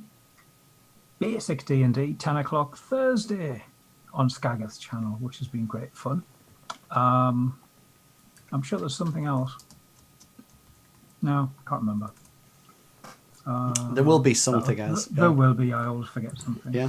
I always remember Fuzzy Mushroom Blue or something. Yeah, that's the Sunday Curse of Strahd thing. Curse of Strahd. I hope to not die this week. I've rechristened my character Death Walker. Yeah. That's unfortunate. Excellent. So you've been watching us play Mithras, which is a version of like RuneQuest 6 rather than the normal D&D this week. So please, if you've enjoyed tonight's stream, then please press that follow button or hit the subscribe or do whatever you would like to do. Remember, you can support the stream in a number of ways, but the most important way is to be here and either host or view or participate in the chat, and that is absolutely fantastic. Okay, so we will come back next time to see what happens when these undead figures rise on the ship. Will Gully be able to escape, holding on to Hengist's tailcoats and get back? Will Briggs be able to kill a couple with his arrows? Do you know, I noticed did you notice on that icon that is on the front that you've only got 2 hours in your quiver? Do you see your token? Yeah, you know why, don't you? Yeah, He's missed all the others. And what is the strange Lady Miko doing on the ship?